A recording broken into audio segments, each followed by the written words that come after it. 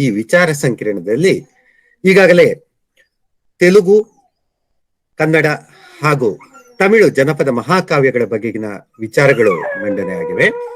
ಈ ವಾರ ತುಳು ಹಾಗೂ ಮುಂದಿನ ವಾರ ಮಲಯಾಳಂ ಜನಪದ ಮಹಾಕಾವ್ಯಗಳ ಅನನ್ಯತೆಗಳು ನಮ್ಮೆದುರು ತೆರೆದುಕೊಳ್ಳಿವೆ.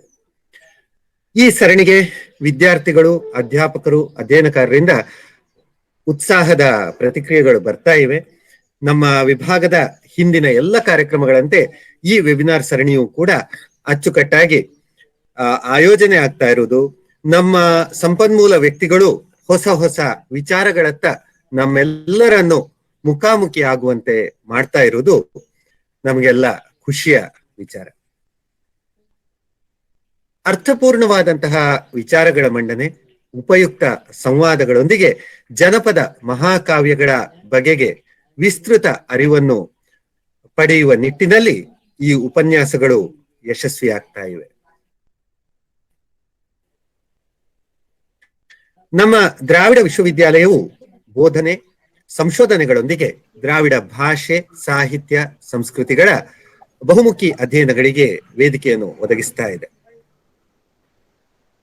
ನ್ಯಾಕ್ ಬಿ ಶ್ರೇಣಿಯ ಜೊತೆಗೆ ರಾಷ್ಟ್ರ ಮಟ್ಟದ ಸ್ವಚ್ಛ ಕ್ಯಾಂಪಸ್ ರ್ಯಾಂಕಿಂಗ್ ನಲ್ಲಿ 9ನೇ ಸ್ಥಾನವನ್ನು ಪಡೆದಿರುವಂತಹ ಹೆಗ್ಗಳಿಕೆ ನಮ್ಮ ವಿಶ್ವವಿದ್ಯಾಲಯದ್ದು. ನಮ್ಮ ಕನ್ನಡ ವಿಭಾಗವು 2005ರಿಂದ ಪ್ರಾರಂಭವಾಗಿ ಇಲ್ಲಿಯವರೆಗೂ ಮೌಲಿಕವಾದ ಅನೇಕ ಯೋಜನೆಗಳನ್ನು ಹಮ್ಮಿಕೊಳ್ತಾ ಬಂದಿದೆ. ವಿಭಾಗದ ಅಧ್ಯಾಪಕ ವೃಂದದವರು ಗಮನಾರ್ಹವಾದ ಅನುವಾದಗಳನ್ನು, ಅಧ್ಯಯನ ಗ್ರಂಥಗಳನ್ನು ನೀಡಿದ್ದಾರೆ. ಹೊರ ರಾಜ್ಯದ ಕನ್ನಡ ವಿಭಾಗವಾಗಿ ನಮ್ಮ ವಿಭಾಗವು ಗಟ್ಟಿಯಾಗಿ ಬೆಳೀತಾ ಇರುವಂತಹದ್ದು ನಾವಿಲ್ಲಿ ಗಮನಿಸಬೇಕಾದಂತಹ ವಿಷಯ. ಹಾಗೆ ನಮ್ಮ MA ವಿದ್ಯಾರ್ಥಿಗಳು ಸೃಜನಶೀಲ ಬರವಣಿಗೆಗಳಿಗೆ ನಮ್ಮ ಸಿರಿಗನ್ನಡ ಭಿತ್ತಿಪತ್ರಿಕೆ ಮತ್ತು ಅದರ PDF ಆವೃತ್ತಿಯು ಉತ್ತಮ ಅವಕಾಶವನ್ನು ನೀಡ್ತಾ ಇದೆ. ಪ್ರತಿ ವರ್ಷವೂ ರಾಜ್ಯೋತ್ಸವದ ಸಂಭ್ರಮ ನಮ್ಮಲ್ಲಿ ಸಾಂಸ್ಕೃತಿಕ ಕಾರ್ಯಕ್ರಮಗಳು, ವಿಶೇಷ ಉಪನ್ಯಾಸಗಳು, ವಿಭಾಗಕ್ಕೆ ಪುಸ್ತಕಗಳ ಕೊಡುಗೆ, ಸಿರಿಗನ್ನಡ ಭಿತ್ತಿಪತ್ರಿಕೆ, ಹೀಗೆ ಏನಾದ್ರೂ ಒಂದು ಹೊಸದೊಂದಕ್ಕೆ ನಾಂದಿ ಆಗ್ತಾ ಇದೆ. ಈ ವರ್ಷ ಹೀಗೆ ಪ್ರಾರಂಭ ಆದಂತಹದ್ದು ಈ ವೆಬಿನಾರ್ ಸರಣಿಗಳು. ಇನ್ನಷ್ಟು ಹೊಸ ಹೊಸ ವಿಚಾರಗಳು ಮುಂದಿನ ದಿನಗಳಲ್ಲಿ ತಮ್ಮದಾಗ್ಲಿದೆ ಅಂತ ಈ ಸಂದರ್ಭದಲ್ಲಿ ನಾವು ಹೇಳ್ತಾ ಇದ್ದೇವೆ. ಹಾಗೆ ಇವತ್ತಿನ ವೆಬಿನಾರ್ ನಲ್ಲಿ ಪಾಲ್ಗೊಳ್ಳುತ್ತಿರುವವರಿಗೆಲ್ಲ ಈ ಸರ್ಟಿಫಿಕೇಟ್ ಲಭ್ಯ ಆಗ್ತಾ ಇದೆ.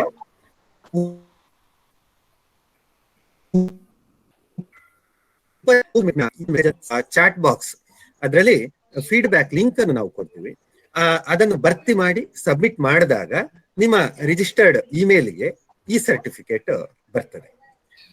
ಗಮನಿಸಿ, ನಿಮ್ಮ ಇಮೇಲ್ ವಿಳಾಸವನ್ನು ನೀವು ಸರಿ ಇದೆಯಾ ಅಂತ 2 ಸಲ ಚೆಕ್ ಮಾಡಿ ನಂತರ ಸಬ್ಮಿಟ್ ಮಾಡಿ ಆ ಲಿಂಕ್ ಅನ್ನು ಭರ್ತಿ ಮಾಡಿದ್ರೆ ಆಯ್ತು.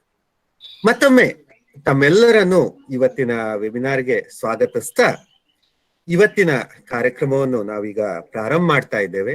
ಇವತ್ತು ನಮ್ಮೊಂದಿಗಿರುವವರು ತುಳು ಜನಪದ ಮಹಾಕಾವ್ಯಗಳ ಸಾಂಸ್ಕೃತಿಕ ಅನನ್ಯತೆಯನ್ನು ಪರಿಚಯಿಸಲಿರುವವರು ಡಾಕ್ಟರ್ ಸಾಯಿ ಗೀತಾ ಅವರು. ಅವರನ್ನು ನಿಮ್ಮೆಲ್ಲರ ಪರವಾಗಿ ಸ್ವಾಗತಿಸ್ತಾ ವೆಬಿನಾರ್ನ ನಿರ್ದೇಶಕರಾದ ಡಾಕ್ಟರ್ ಜಯಲಲಿತಾ ಮೇಡಮ್ ಅವರು ಇಂದಿನ ಸಂಪನ್ಮೂಲ ವ್ಯಕ್ತಿಗಳ ಪರಿಚಯವನ್ನು ಮಾಡಿಕೊಡ್ಬೇಕು ಅಂತ ಕೇಳ್ಕೊಳ್ತಾ ಇದ್ದೇನೆ. ಮೇಡಮ್ ನಮಸ್ಕಾರ ಸರ್, ಕೇಳಿಸ್ತಿದೆಯಲ್ಲ? ಕೇಳಿಸ್ತಿದೆ ಮೇಡಮ್, ಕಂಟಿನ್ಯೂ ಮಾಡಿ. ದ್ರಾವಿಡ ಜನಪದ ಮಹಾಕಾವ್ಯಗಳಿಗೆ ಸಂಬಂಧಿಸಿದಂತೆ ದ್ರಾವಿಡ ವಿಶ್ವವಿದ್ಯಾಲಯದ ಕನ್ನಡ ಭಾಷೆ ಮತ್ತು ಅನುವಾದ ಅಧ್ಯಯನ ವಿಭಾಗವು ಆಯೋಜಿಸಲಾಗಿರುವ ರಾಷ್ಟ್ರೀಯ ವೆಬಿನಾರ್ನ 4ನೆಯ ಸರಣಿಗೆ ಎಲ್ಲರಿಗೂ ಆತ್ಮೀಯವಾದಂತಹ ಸ್ವಾಗತವನ್ನ ಕೋರ್ತೀನಿ. ವ್ಯಕ್ತಿಗಳಾದಂತಹ ಡಾಕ್ಟರ್ ಸಾಯಿ ಗೀತಾ ಅವರ ಕಿರು ಪರಿಚಯವನ್ನ ನಾನೀಗ ನಿಮ್ಮ ಮುಂದೆ ಇಡಲಿದ್ದೀನಿ. ಡಾಕ್ಟರ್ ಸಾಯಿ ಗೀತಾ ಅವರು ಪ್ರಸ್ತುತ department of humanities, Nitte university Mangaluru ಇಲ್ಲಿ ಅಸಿಸ್ಟೆಂಟ್ ಪ್ರೊಫೆಸರ್ ಆಗಿ ಕಾರ್ಯವನ್ನ ನಿರ್ವಹಿಸುವುದರ ಜೊತೆಗೆ ಪ್ರಭಾರಿ ಮುಖ್ಯಸ್ಥರು ಕೂಡ ಆಗಿದ್ದಾರೆ. ಸೆಂಟರ್ ಫಾರ್ ತುಳು ಸ್ಟಡೀಸ್ ನ ಕೋಆರ್ಡಿನೇಟರ್ ಕೂಡ ಆಗಿ ಕಾರ್ಯವನ್ನ ನಿರ್ವಹಿಸಿದ್ದಾರೆ. Communication English mass communication journalism ನಲ್ಲಿ ಇವರು PG ಡಿಪ್ಲೊಮಾ ಪದವಿಯನ್ನ ಪಡೆದಿದ್ದಾರೆ. ತುಳುವ ಪರಿಪೂಡು ಪೊನ್ನ ಮೂಲಕಟ್ಟೆ ಅಂದ್ರೆ ತುಳು ಸಂಸ್ಕೃತಿಯಲ್ಲಿ ಮಾತೃಮೂಲ ವ್ಯವಸ್ಥೆ ಎನ್ನುವ ವಿಷಯದ ಬಗೆಗೆ ಸಂಶೋಧನೆಯನ್ನ ನಡೆಸಿ ಡಾಕ್ಟರ್ BS ಶಿವಕುಮಾರ್ ಅವರ ಮಾರ್ಗದರ್ಶನದಲ್ಲಿ ದ್ರಾವಿಡ ವಿಶ್ವವಿದ್ಯಾಲಯಕ್ಕೆ ಮಹಾಪ್ರಬಂಧವನ್ನ ಮಂಡಿಸಿ ಡಾಕ್ಟರೇಟ್ ಪದವಿಯನ್ನು ಕೂಡ ಇವರು ಪಡೆದಿದ್ದಾರೆ. ಸುಮಾರು 2005ರಿಂದ ಬೋಧನೆಯಲ್ಲಿ ಇವರು ತೊಡಗಿಸಿಕೊಂಡಿದ್ದಾರೆ.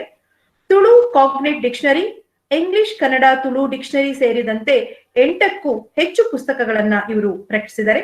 ಪ್ರಸ್ತುತ ದೇವಿ ಮಹಾತ್ಮೆ ಎನ್ನುವಂತಹ 1875ನೇ ಇಸವಿಗೆ ಸೇರಿದಂತಹ ಒಂದು ಪುಸ್ತಕವನ್ನ ಹಸ್ತಪ್ರತಿಯಿಂದ ಪುಸ್ತಕದ ರೂಪದಲ್ಲಿ ಸಂಕಲಿಸಿ ಕೊಡುವಂತಹ ಕೆಲಸವನ್ನ ಇವರು ಮಾಡ್ತಾ ಇದ್ದಾರೆ. ತುಳು ಫೋಕ್ ಮೆಡಿಸಿನ್ ಬಗ್ಗೆ ಕ್ಷೇತ್ರ ಕಾರ್ಯವನ್ನ ನಡೆಸಿ ಅದಕ್ಕೆ ಸಂಬಂಧಪಟ್ಟಂತಹ ಪುಸ್ತಕವನ್ನ ಇಷ್ಟರಲ್ಲೇ ಪ್ರಕಟ ಮಾಡಲಿದ್ದಾರೆ. ತುಳುವ ನೆಲ ಎನ್ನುವ ಲೇಖನಗಳ ಸಂಕಲನವೊಂದನ್ನು ಕೂಡ ಇವರು ಸಿದ್ಧ ಮಾಡ್ತಾ ಇದ್ದಾರೆ. ಅದಲ್ಲದೆ ಹ್ಯೂಮನ್ ಡಿಪಾರ್ಟ್ಮೆಂಟ್ ರಿಪೋರ್ಟ್ಗಳನ್ನ ಅನುವಾದಿಸುವ ಕಾರ್ಯದಲ್ಲೂ ಕೂಡ ಇವರು ಸಕ್ರಿಯವಾಗಿ ತಮ್ಮನ್ನ ತಾವು ತೊಡಗಿಸಿಕೊಂಡಿದ್ದಾರೆ. ಡಾಕ್ಟರ್ ಸಾಯಿ ಗೀತಾ ಅವರು ಇವತ್ತು Tulu folk epics unfolding Tulu culture ಎಂಬ ವಿಷಯದ ಬಗ್ಗೆ ಇವತ್ತಿನ ವಿಚಾರ ಸಂಕಿರಣದಲ್ಲಿ ತಮ್ಮ ವಿಚಾರವನ್ನ ಮಂಡಿಸಲಿದ್ದಾರೆ. ಇವರಿಗೆ ದ್ರಾವಿಡ ವಿಶ್ವವಿದ್ಯಾಲಯದ ಪರವಾಗಿ, ವಿಭಾಗದ ಪರವಾಗಿ ಹಾಗೂ ಎಲ್ಲ ಸಹೃದಯ ಶ್ರೋತೃಗಳ ಪರವಾಗಿ ನಾನು ಸ್ವಾಗತವನ್ನ ಕೋರ್ತೇನೆ.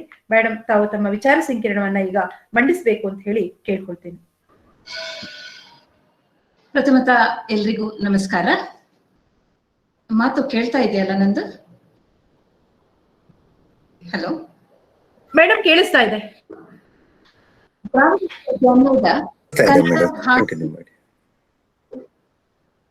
ದ್ರಾವಿಡ ವಿಶ್ವವಿದ್ಯಾಲಯದ ಕನ್ನಡ ಭಾಷೆ ಮತ್ತು ಅನುವಾದ ಅಧ್ಯಯನ ವಿಭಾಗ ಆಯೋಜಿಸಿರುವ ರಾಷ್ಟ್ರೀಯ ವೆಬಿನಾರ್ ಸರಣಿಯ 4ನೇ ಉಪನ್ಯಾಸ ಕಾರ್ಯಕ್ರಮದಲ್ಲಿ ಇಂದು ನಾನು ಮಾತನಾಡಲಿರುವ ವಿಷಯ Tulu folk epics unfolding Tulu culture. Tulu ಜನಪದ ಕಾವ್ಯಗಳಲ್ಲಿ ತುಳು ಸಂಸ್ಕೃತಿಯ ಅನಾವರಣ. ಇದರ ಜೊತೆಗೆ ಮಾತಿನ ಜೊತೆಗೆ PPT ಕೂಡ ಪ್ರೆಸೆಂಟ್ ಮಾಡೋಣ ಅಂತ ಅನ್ಕೊಂಡಿದ್ದೇನೆ.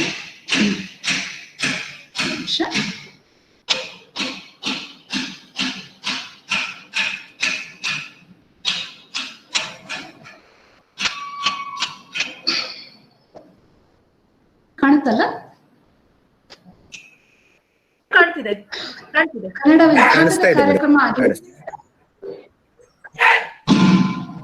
ಕನ್ನಡ ವಿಭಾಗದ ಕಾರ್ಯಕ್ರಮ ಆಗಿರೋದ್ರಿಂದ ಹಾಗೂ ಕನ್ನಡ ಅಂತರ್ಗತ ತುಳುನಾಡಿನವಳಾಗಿರೋದ್ರಿಂದ ನನ್ನ ಪ್ರಬಂಧವನ್ನು ವಿಭಾಗ ಮುಖ್ಯಸ್ಥರಾದ ಡಾಕ್ಟರ್ ದುರ್ಗಾ ಪ್ರವೀಣ್ರ ಸೂಚನೆಯಂತೆ ಕನ್ನಡದಲ್ಲಿ ಮಂಡಿಸ್ತಾ ಇದ್ದೇನೆ. ಅದರ ಜೊತೆಗೆ ಹೊರನಾಡಿನವರು ಕನ್ನಡ ಬರಹ ಅರ್ಥ ಆಗದಿದ್ದವರು ಇದ್ದಾರೆ ಅಂತ ಹೇಳಿ ಇಂಗ್ಲಿಷ್ ನಲ್ಲಿ ಕೂಡ PPTಯಲ್ಲಿ ಕೊಡ್ತಾ ಇದ್ದೇನೆ ಸ್ವಲ್ಪ ಮಟ್ಟಿಗೆ. ನಮ್ಮ ದಕ್ಷಿಣ ದ್ರಾವಿಡ ಭಾಷಾ ವೃಕ್ಷದಲ್ಲಿ ಮೊದಲು ಹೊರಬಂದ ಟಿಸಿಲು ತುಳು. ಈ ಭಾಷೆಯ ಮೌಖಿಕ ವಾಂಗ್ಮಯ ಸಮೃದ್ಧವಾಗಿದೆ. ತುಳು ಮೌಖಿಕ ಸಾಹಿತ್ಯದ ದಾಖಲೀಕರಣದ ಕಾರ್ಯ 19ನೇ ಶತಮಾನದಿಂದ ಅಂದರೆ ಬಾಸಿಲ್ ಮಿಷನರಿಗಳಿಂದ ತೊಡಗಿ ಈಗಿನವರೆಗೂ ಮುಂದುವರೆದುಕೊಂಡು ಬಂದಿದೆ. ಆಗಿದಷ್ಟು ಮುಗಿದಷ್ಟು ಮತ್ತಷ್ಟು ಸಾಹಿತ್ಯ ನಿಧಿ ಇಲ್ಲಿದೆ ಎಂದರೆ ತಪ್ಪಾಗದು. ಈ ಪ್ರಬಂಧದಲ್ಲಿ ಕೆಲವು ಪ್ರಶ್ನೆಗಳನ್ನು ಎದುರಿಟ್ಟುಕೊಂಡು ಅದಕ್ಕೆ ಉತ್ತರ ಹುಡುಕುವ ಪ್ರಯತ್ನವನ್ನ ಮಾಡಿದ್ದೇನೆ. ಒಂದನೇದಾಗಿ, ತುಳು ಜನಪದ ಮಹಾಕಾವ್ಯಗಳನ್ನು ಏನೆಂದು ಕರೆಯಲಾಗುತ್ತದೆ? ಅದು ಬಹಳ ಸುಲಭದ ಉತ್ತರ ಸಿಗತ್ತೆ ನಮ್ಗೆ. ಈ ಪಾಡ್ದನ ಎನ್ನುವ ಪದದ ವ್ಯುತ್ಪತ್ತಿ ಹೇಗೆ ಅನ್ನೋದು. ಮೂರನೇದಾಗಿ, ತುಳು ಪಾಡ್ದನಗಳಲ್ಲಿ ತುಳು ಸಂಸ್ಕೃತಿಯ ಹೆಜ್ಜೆಗಳು ಯಾವುವು ಹೇಗಿವೆ ಅನ್ನೋದನ್ನ. ಇವಕ್ಕೆ ಉತ್ತರವನ್ನು ಹುಡುಕ್ಲಿಕ್ಕಾಗಿ ಗ್ರಂಥಗಳ ಸಹಾಯವನ್ನು ಪಡೆಯಲಾಗಿದೆ, ವಿದ್ವಾಂಸರೊಡನೆ ಚರ್ಚಿಸಲಾಗಿದೆ ಹಾಗೂ ಕ್ಷೇತ್ರಾಧ್ಯಯನ ಮಾಡಲಾಗಿದೆ.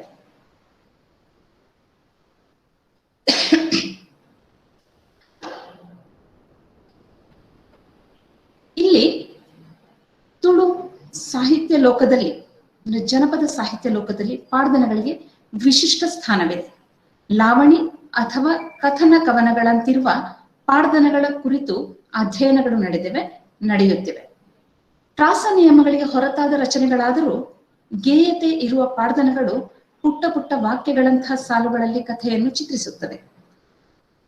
ಪ್ರಾಸ ಅಲ್ಲಲ್ಲಿ ಇಣುಕುತ್ತಾ ಒಂದು ವಿಶೇಷ ಕಥನದ ಆವರಣವನ್ನು ಸೃಷ್ಟಿಸುವ ಪಾಡ್ದನಗಳನ್ನ ರಾಷ್ಟ್ರಕವಿ ಗೋವಿಂದ ಪೈ ಅವರು ವಚನ ಕಾವ್ಯ ಎಂದು ಗುರುತಿಸಿದ್ದಾರೆ.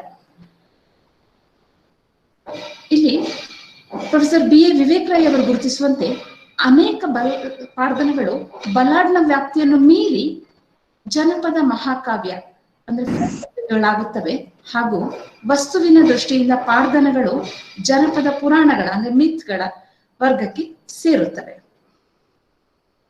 ಪಾಡ್ದನ ಎಂಬ ಪದದ ನಿಷ್ಪತ್ತಿಯ ಕುರಿತು ಅನೇಕ ವಿದ್ವಾಂಸರು ಅನೇಕ ವಾದಗಳನ್ನು ಮಂಡಿಸಿದ್ದಾರೆ. ಕೆಲವರು ಅದರ ಮೂಲವನ್ನು ಪ್ರಾರ್ಥನೆ ಎಂಬ ಸಂಸ್ಕೃತ ಪದದಲ್ಲಿ ಹುಡುಕಿದ್ದಾರೆ.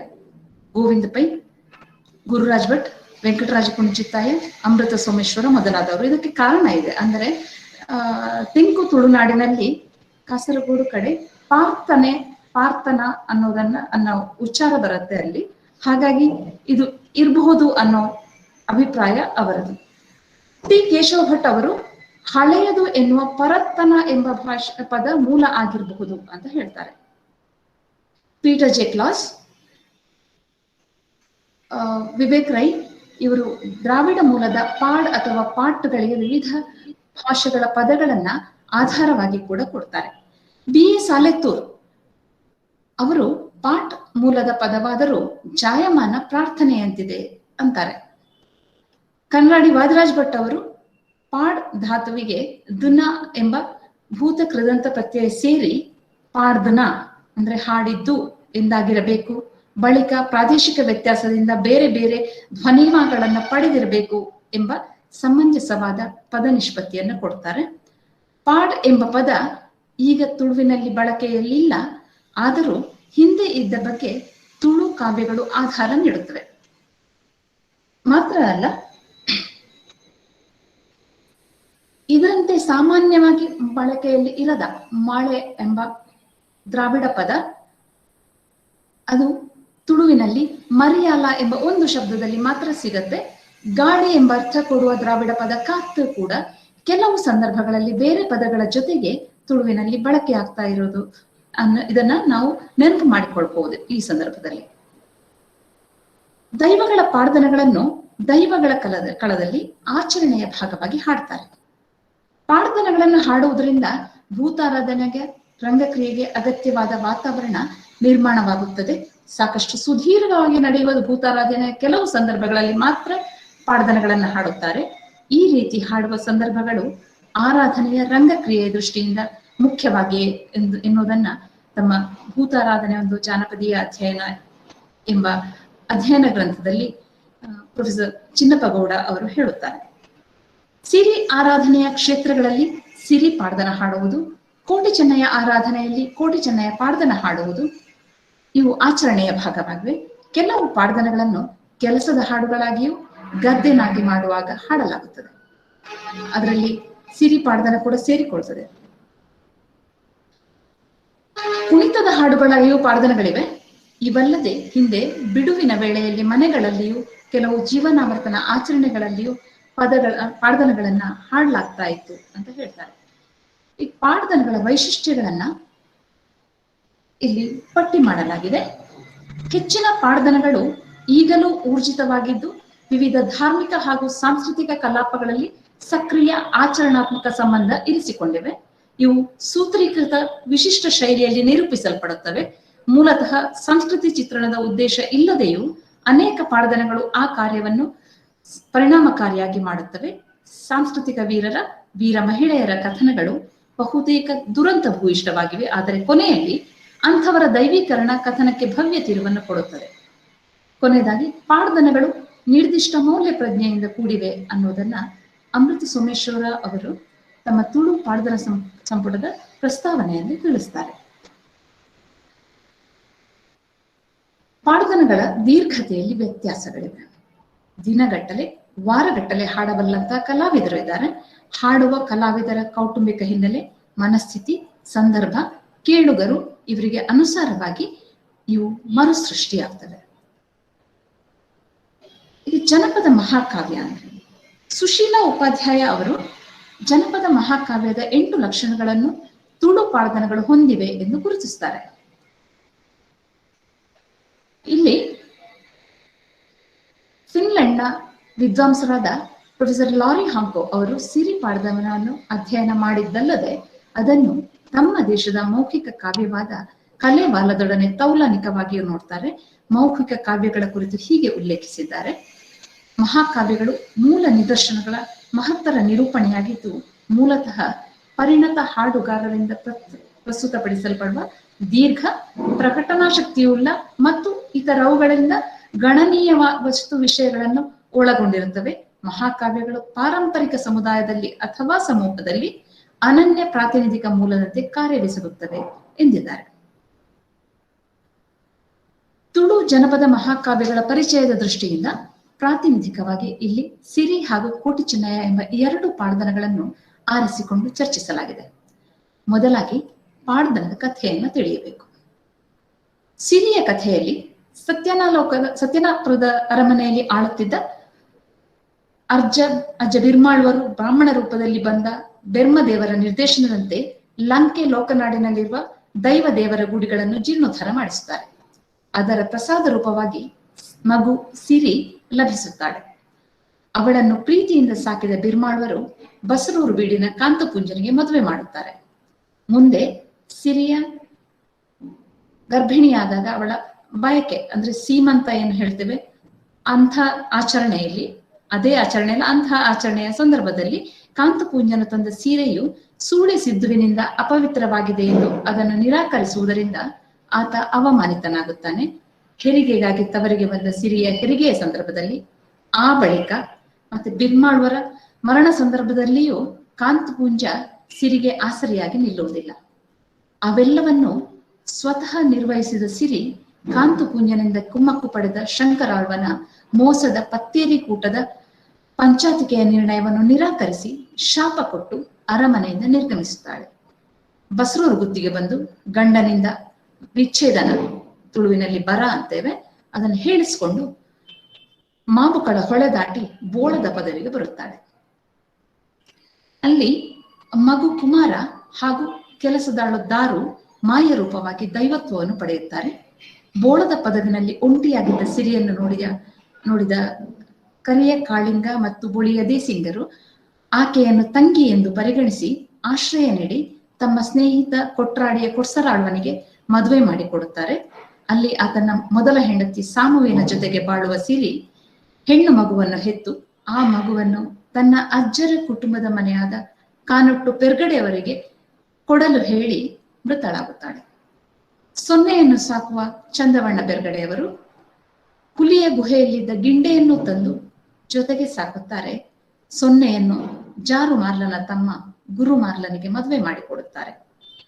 ಅವಳ ಅಬ್ಬಗದಾರಕರೆಂಬ ಅವಳಿ ಹೆಣ್ಣು ಮಕ್ಕಳ ಮದುವೆ ತಯಾರಿ ನಡೆಯುವಾಗ ಈ ಮೊದಲು ಹೇಳಿರುವ ಹಳಕೆಯನ್ನು ಹೇಳಿದರೂ ತಿಳಿಸದೇ ಇರುವುದರಿಂದ ಬ್ರಾಹ್ಮಣ ವೇಷಧಾರಿ ಬೆರ್ಮದೇವರ ನಿರ್ದೇಶನದಂತೆ ಚೆನ್ನೈ ಆಟವಾಡುತ್ತಿದ್ದ ಅವಳಿ ಮಕ್ಕಳು ಚೆನ್ನೆ ಮನೆಯಲ್ಲೇ ಹೊಡೆದುಕೊಂಡು ಸಾಯುತ್ತಾರೆ. ಬೆರ್ಮರು, ಸಿರಿ, ಸಾಮು, ಸೊನ್ನೆ, ಗಿಂಡೆ, ಅಬ್ಬಗದಾರಗ, ಕುಮಾರ ಈ ಎಲ್ಲರನ್ನು ಸಿರಿ ಆರಾಧನಾ ಕ್ಷೇತ್ರಗಳಲ್ಲಿ ಆರಾಧಿಸಲಾಗುತ್ತದೆ. ಸಿರಿ ಪಾಡ್ದನದಲ್ಲಿ ಬಿರ್ಮಾಳ್ವ, ಸಿರಿ, ಕುಮಾರ, ಸೊನ್ನೆ ಹಾಗೂ ಅಬ್ಬಗದಾರಗ ಎಂಬ 4 ತಲೆಮಾರುಗಳ ಕಥೆ ಇದೆ. ನೀವು ಇಲ್ಲಿ ಚಾರ್ಟ್ ನಲ್ಲಿ ನೋಡ್ಬೋದು. ಬಿರ್ಮಾಳ್ವರ ನಂತರ ಇಲ್ಲಿ 2 ಅಂತರಗಳನ್ನ ಕೊಟ್ಟಿದೆ. ಅಂದ್ರೆ ಬಿರ್ಮಾಳ್ವರ ತಕ್ಷಣದ ತಲೆಮಾರಿನವಳಲ್ಲ ಸಿರಿ. ಯಾಕಂತ ಹೇಳಿದ್ರೆ ಸಿರಿ ಯಾವತ್ತೂ ಕೂಡ ಬಿರ್ಮಾಳ್ವರನ್ನು ಅಜ್ಜ ಅಥವಾ ಮಾವ ಅಥವಾ ಅಪ್ಪ ಎಂದು ಕರೆದದ್ದಿಲ್ಲ, ಅಜ್ಜ ಎಂದೇ ಕರೆದಿತ್ತು. ಹಾಗಾಗಿ 2 ತಲೆಮಾರುಗಳ ನಂತರದವಳವಳು. ಅವಳು ಮೊದಲಿಗೆ ಕಾಂತಪುಂಜನನ್ನ ಮದುವೆ ಆಗ್ತಾಳೆ. ಬಳಿಕ ಕಾಂತಪುಂಜನಿಗೆ ಆವಾಗ ಅವಳಿಂದ ಕುಮಾರ ಹುಡ್ತಾನೆ. ಅಲ್ಲಿಂದ ಬಂದ ನಂತರ ಕರಿಯ ಕಾಳಿಂಗ ಬುಳಿಯ ದೇಸಿಂಗರ ತಂಗಿಯಾದಿಗೆ ಬಂದ ನಂತರ ಕೊಡ್ಸರಾಳ್ವನಿಗೆ ಮದುವೆ ಮಾಡಿಕೊಡುತ್ತಾರೆ. ಅವಳಿಂದ ಸೊನ್ನೆ ಹುಡ್ತಾಳೆ. ಸೊನ್ನೆಯನ್ನ ಗುರುಮಾರ್ಲನಿಗೆ ಮದುವೆ ಮಾಡಿಕೊಟ್ಟ ನಂತರ, ಅಂದ್ರೆ ಇಷ್ಟು ಹೊತ್ತಿಗೆ ಸೊನ್ನೆ ಹೆತ್ತ ಕೂಡಲೇ ಸಿರಿ ಸಾಯ್ತಾಳೆ. ಸೊನ್ನೆ ದೊಡ್ಡವಳಾಗಿ ಅವಳಿಗೆ ಗುರುಮಾರ್ಲನೊಡನೆ ಮದುವೆ ಮಾಡಿದ ನಂತರ ಅವಳಿಗೆ ಅವಳಿ ಮಕ್ಕಳು ಅಬ್ಬಗ ಮತ್ತು ದಾರಗರು ಹುಡ್ತಾರೆ. ಇದು ಒಟ್ಟು ಹೇಳೋದಿದ್ರೆ ಬಿರ್ಮಾಳ್ವರು ಅವರ ನಂತರದ 1 ತಲೆಮಾರು, ಅದನ್ನು ಬಿಟ್ಟು ಬಿಟ್ರೆ 3ನೇ ತಲೆಮಾರಾಗಿ ಸಿರಿ, 4ನೇ ತಲೆಮಾರಾಗಿ ಕುಮಾರ ಮತ್ತು ಸೊನ್ನೆ, ಅಬ್ಬಗದಾರಗ ಒಟ್ಟು 5 ತಲೆಮಾರುಗಳ ರೀತಿಯದು ಬಂದ್ರು ಅಲ್ಲಿ ಹೇಳಿಕೆ ಹೆಸರುಗಳು ಸಿಗುವುದು 4 ತಲೆಮಾರಿದ್ದು ಮಾತ್ರ. ಅಂದ್ರೆ ಬಿರ್ಮಾಳ್ವರ ಮೊಮ್ಮಗಳಾಗಿ ಆಕೆ ಹುಡ್ತಾಳೆ. ಇಲ್ಲಿ ಒಂದು ನೆನಪಿನಲ್ಲಿ ಇಟ್ಕೊಳ್ಬೇಕಾಗ್ತದೆ, ಮಾತೃಮೂಲ್ಯ ಸಂಬಂಧಗಳ ಪ್ರಕಾರ ಬಿರ್ಮಾಳ್ವ ಮಗಳಾಗಿ ಬರೋದಿಲ್ಲ ಆಕೆ, ಅಥವಾ ಮಗಳಾಗಿಯೋ ಮಗನ ಮಗಳಾಗಿಯೋ ಬರೋದಿಲ್ಲ. ಬದಲಾಗಿ ತನ್ನ ಅಕ್ಕ ತಂಗಿಯರ ಮಗಳಾಗಿ ಆಕೆ ಸಿರಿ ಕಂಡು ಬರ್ತಾಳೆ. ಹಾಗಾಗಿ ಸಿರಿಗೆ ತನ್ನ ತಾಯಿಯ ಸೋದರ ಮಾವನ ರೀತಿಯಲ್ಲಿ, ಅಂದ್ರೆ ಸಿರಿಗೆ ಇಲ್ಲಿ ತಾಯಿ ಇಲ್ಲ, ಆಕೆ ಗಂಧದ ಗುಳಿಗೆಯಲ್ಲಿ ಹುಟ್ಟಿದವಳು, ಆದ್ರೆ ಅವಳು ಅಜ್ಜ ಎಂದು ಕರೆಯೋದಂತು. ಮತ್ತು ಅವಳ ಬಳಿಯು ಬಿರ್ಮಾಳ್ವರ ಬಳಿಯೇ ಆರ್ಯವನ್ನಾಯ ಬಳಿಯ ಆಗಿರುವುದನ್ನು ಇಲ್ಲಿ ಗಮನಿಸಬೇಕಾಗುತ್ತದೆ. ಇನ್ನು ಕೋಟಿ ಚೆನ್ನಯರ ಕಥೆ. ಈ ಕೋಟಿ ಚೆನ್ನಯರ ಕಥೆ ಇಲ್ಲಿ ಅಮೃತ ಸೋಮೇಶ್ವರ ಮಾತುಗಳನ್ನು ನೋಡಿ, minute points and specialities of human relationships are being touched in Siri paddanas. ಪ್ರತಿಯೊಂದು ಕೂಡ ಅಲ್ಲಿ ಮಾನವಿಕ ಸಂಬಂಧಗಳು ಅಲ್ಲಿ ಹೇಳಲ್ಪಟ್ಟಿವೆ ಅನ್ನೋದನ್ನ ಹೇಳ್ತಾ ಇದ್ದಾರೆ. ಇನ್ನು ಕೋಟಿ ಚಿಹ್ನೆಯ ಕಥೆಯನ್ನು ನೋಡಿದಾಗ, ಕೇಂಜವ ಹಕ್ಕಿಗಳಿಗೆ ದೇವರ ಕೃಪೆಯಿಂದ ಆಗುವ ತತ್ತಿಗಳನ್ನ ಮೊಟ್ಟೆಗಳನ್ನ ದೇವರಿಗೆ ಕೊಂಡೊಯ್ಯುವಾಗ ಅವುಗಳಲ್ಲೊಂದು ಸಮುದ್ರಕ್ಕೆ ಬಿದ್ದು ಅದು ಲಿಂಬೆ ಹಣ್ಣಿನ ರೂಪದಲ್ಲಿ ಪೆಜನಾರ್ ಎಂಬ ಬ್ರಾಹ್ಮಣನಿಗೆ ದೊರೆತು ಅದರಿಂದ ಹೆಣ್ಣು ಮಗುವೊಂದು ಹುಟ್ಟುತ್ತದೆ. ಕೇದಗೆ ಎಂಬ ಹೆಸರಿನಲ್ಲಿ ಆ ಮಗುವನ್ನು ಸಾಕುವ ಬ್ರಾಹ್ಮಣ ಕುಟುಂಬ ಮದುವೆ ಇಲ್ಲದೆ ದೊಡ್ಡವಳಾದಳು ಎಂಬ ಅವಳದಲ್ಲದ ತಪ್ಪಿಗೆ ಅವಳ ಕಣ್ಣು ಕಟ್ಟಿ ಕಾಡಿಗೆ ಬಿಡುತ್ತಾರೆ. ಆ ಹೆಣ್ಣನ್ನು ಸಾಯನ ವೈದ್ಯ ದೇಯಿ ಎಂಬ ಹೆಸರಿಟ್ಟು ತನ್ನ ತಂಗಿಯಾಗಿ ಸಾಕುತ್ತಾನೆ. ಕಾಡಿನಲ್ಲಿ ಹೋಗ್ತಾ ಇದ್ದಾಗ ಸಿಕ್ಕಿದ ಹೆಣ್ಣನ್ನ ತನ್ನ ಮನೆಗೆ ತಂದು ಸಾಕ್ತಾನೆ. ಕಾಂತು ವೈದ್ಯನಿಗೆ ಮದುವೆ ಮಾಡಿ ಕೊಡುತ್ತಾನೆ. ಕೋಟಿ ಚೆನ್ನಯರು ಗರ್ಭದಲ್ಲಿರುವಾಗ ಬಲ್ಲಾಳನಿಗೆ ಮದ್ದು ಮಾಡಿ ಹೆಸರು ಪಡೆದ ದೇಯಿ ಹೆರಿಗೆಯಾದ ಸ್ವಲ್ಪ ಸಮಯದಲ್ಲೇ ಕಾಲವಾಗುತ್ತಾಳೆ.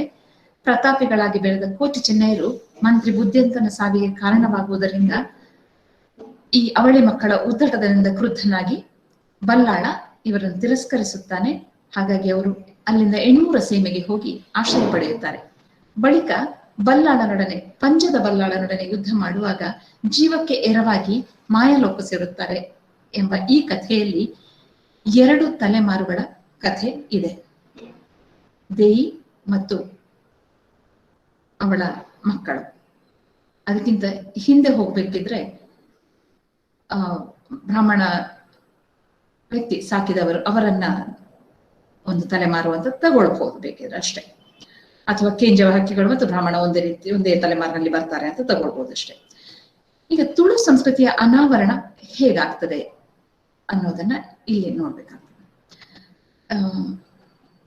ತುಳುನಾಡಿನ ಹಿಂದಣ ಮಂದಿ ಹೇಗೆ ಬದುಕು ಮಾಡಿದರು ಎಂಬುದನ್ನು ಅವರ ತಿಳಿವು, ಜೀವನ ಮೌಲ್ಯ, ನಂಬಿಕೆ, ನಡವಳಿಕೆ, ರಂಗು ರಸಿಕತೆ, ಕಲಾ ಪ್ರಜ್ಞೆ, ಉಡುಪು ತೊಡುಪು, ಆಭರಣ ಅಲಂಕಾರ, ಆಟಕೂಟಗಳು, ಮನೆ ಮಾರು, ಬೇಸಾಯ, ವ್ಯಾಪಾರ ಸಾಪಾರ, ಮದ್ದು ಮಾಯ, ಮದಿಪು ಇತ್ಯಾದಿಗಳನ್ನ ಪ್ರಾರ್ಥನೆಗಳು ವರ್ಣಿಸುತ್ತವೆ ಅಂತ ಅಮೃತ ಸೋಮೇಶ್ವರರು ಹೇಳುತ್ತಾರೆ.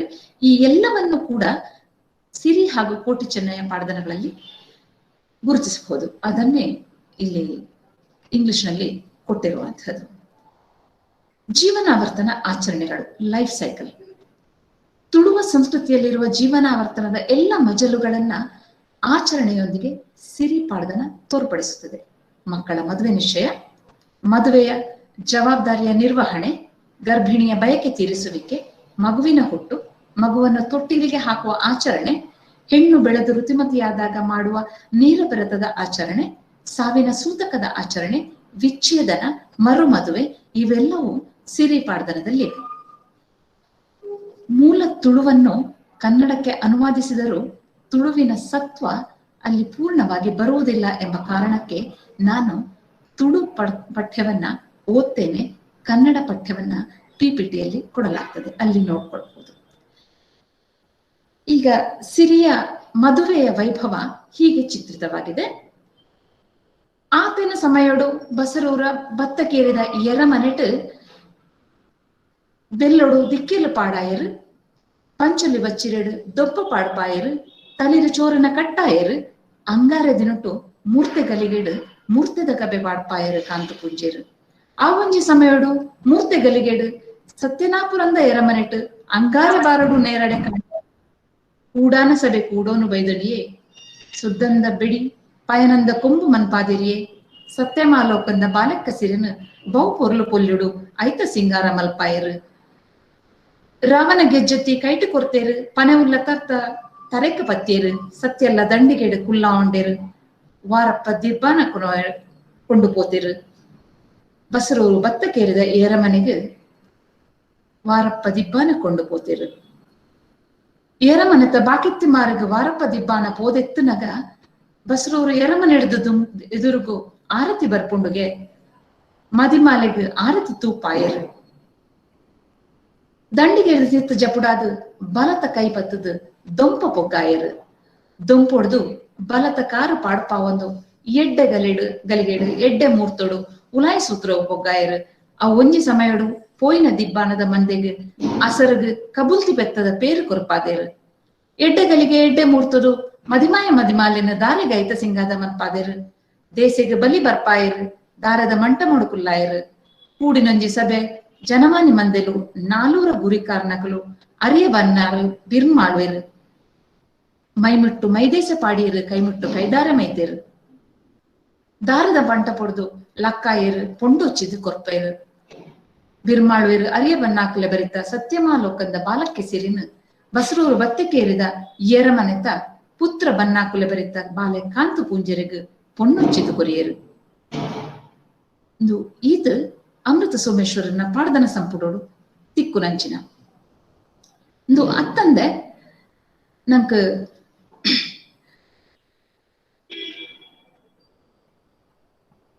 ಕ್ಷೌರ ಮಲ್ಪು ನಂಚಿನ ಕ್ಷೌರ ಮಾಡುವಂತಹ ಕ್ರಿಯೆಯನ್ನ ಕೋಟಿ ಚೆನ್ನಯ್ಯ ಪಾಡ್ದನ ಹೀಗೆ ಹೇಳುತ್ತದೆ. ಬಾಳೆ ಕಡಿದರು, ಬಾಳೆ ಮಂಟಪ ಮಾಡಿದರು, ಮಾವು ಕಡಿದರು, ತೋರಣ ಇಟ್ಟರು, ಮೇಲು ಮೇಲೆ ಬಟ್ಟೆ ಹಾಕಿದರು, ಕೆಳಗೆ ಮಡಿ ಬಟ್ಟೆ ಹಾಕಿದರು, 4 ಕಂಬ ಹೊದ್ದಿದವು. ಜಾತಿ ಬಾಂಧವರು ಕೂಡಿ ಪ್ರದಕ್ಷಿಣೆ ಬರೆಸಿದರು. ಕುಳ್ಳಿರಿಸಿ ಸೇಸೆ ಆಯಿತು. ಮೊದಲು ಕ್ಷೌರಿಕ ಸೇಸೆ ಹಾಕಿದ, ಸಾಯನ ವೈದ್ಯ ಹಾಕಿದ. ಸಾಕು ತಾಯಿ ಸಾಯಿನ ವದ್ಯಗೆ ಹಾಕಿದಳು. ಎಡದ ಕೆನ್ನೆ ಹಿಡಿದು ಬಲದ ಕೆನ್ನೆಯ ಕೆಲಸ ಮಾಡಿದ, ಬಲದ ಕೆನ್ನೆ ಹಿಡಿದು ಎಡದ ಕೆನ್ನೆಯ ಕೆಲಸ ಮಾಡಿದ. ಎದೆಯಲ್ಲಿ ಸೂರ್ಯಚಂದ್ರ ರಚನೆ ಮಾಡಿದ, ಹಿಂದೆ ಭೀಮಾರ್ಜುನ ಕೃತಿ ಮಾಡಿದ. ಹವಳದಲ್ಲಿ ಆರತಿ, ಮುತ್ತಿನಲ್ಲಿ ಸೇಸೆ ಆಯಿತು. ಶುದ್ಧವಾಗಲು ಬೆಟ್ಟು ಜಾಗೆಯ ಸರುಳಿ, ಬಯಲಿನ ತಂಪು, ಉದ್ದಿನ ಬೇಳೆ, ಪಚ್ಚೆಸರಿನ ಕೋಡು, ಸೀಗೆ ಬಾಗೆ ಕೊಂಬಾಗೆ ಕೋಡಾಗೆ, 1000 ಕೊಡ ಬಿಸಿ ನೀರು, 1000 ಕೊಡ ತಣ್ಣೀರು, ತಣ್ಣೀರಲ್ಲಿ ತಂಪಾದರು, ಬಿಸಿ ನೀರಲ್ಲಿ ಬಿಸುಪಾದರು. ಇದ್ರ ಜೊತೆಗೆ ನಂಬಿಕೆಗಳು ಬರ್ತವೆ ನೋಡಿ.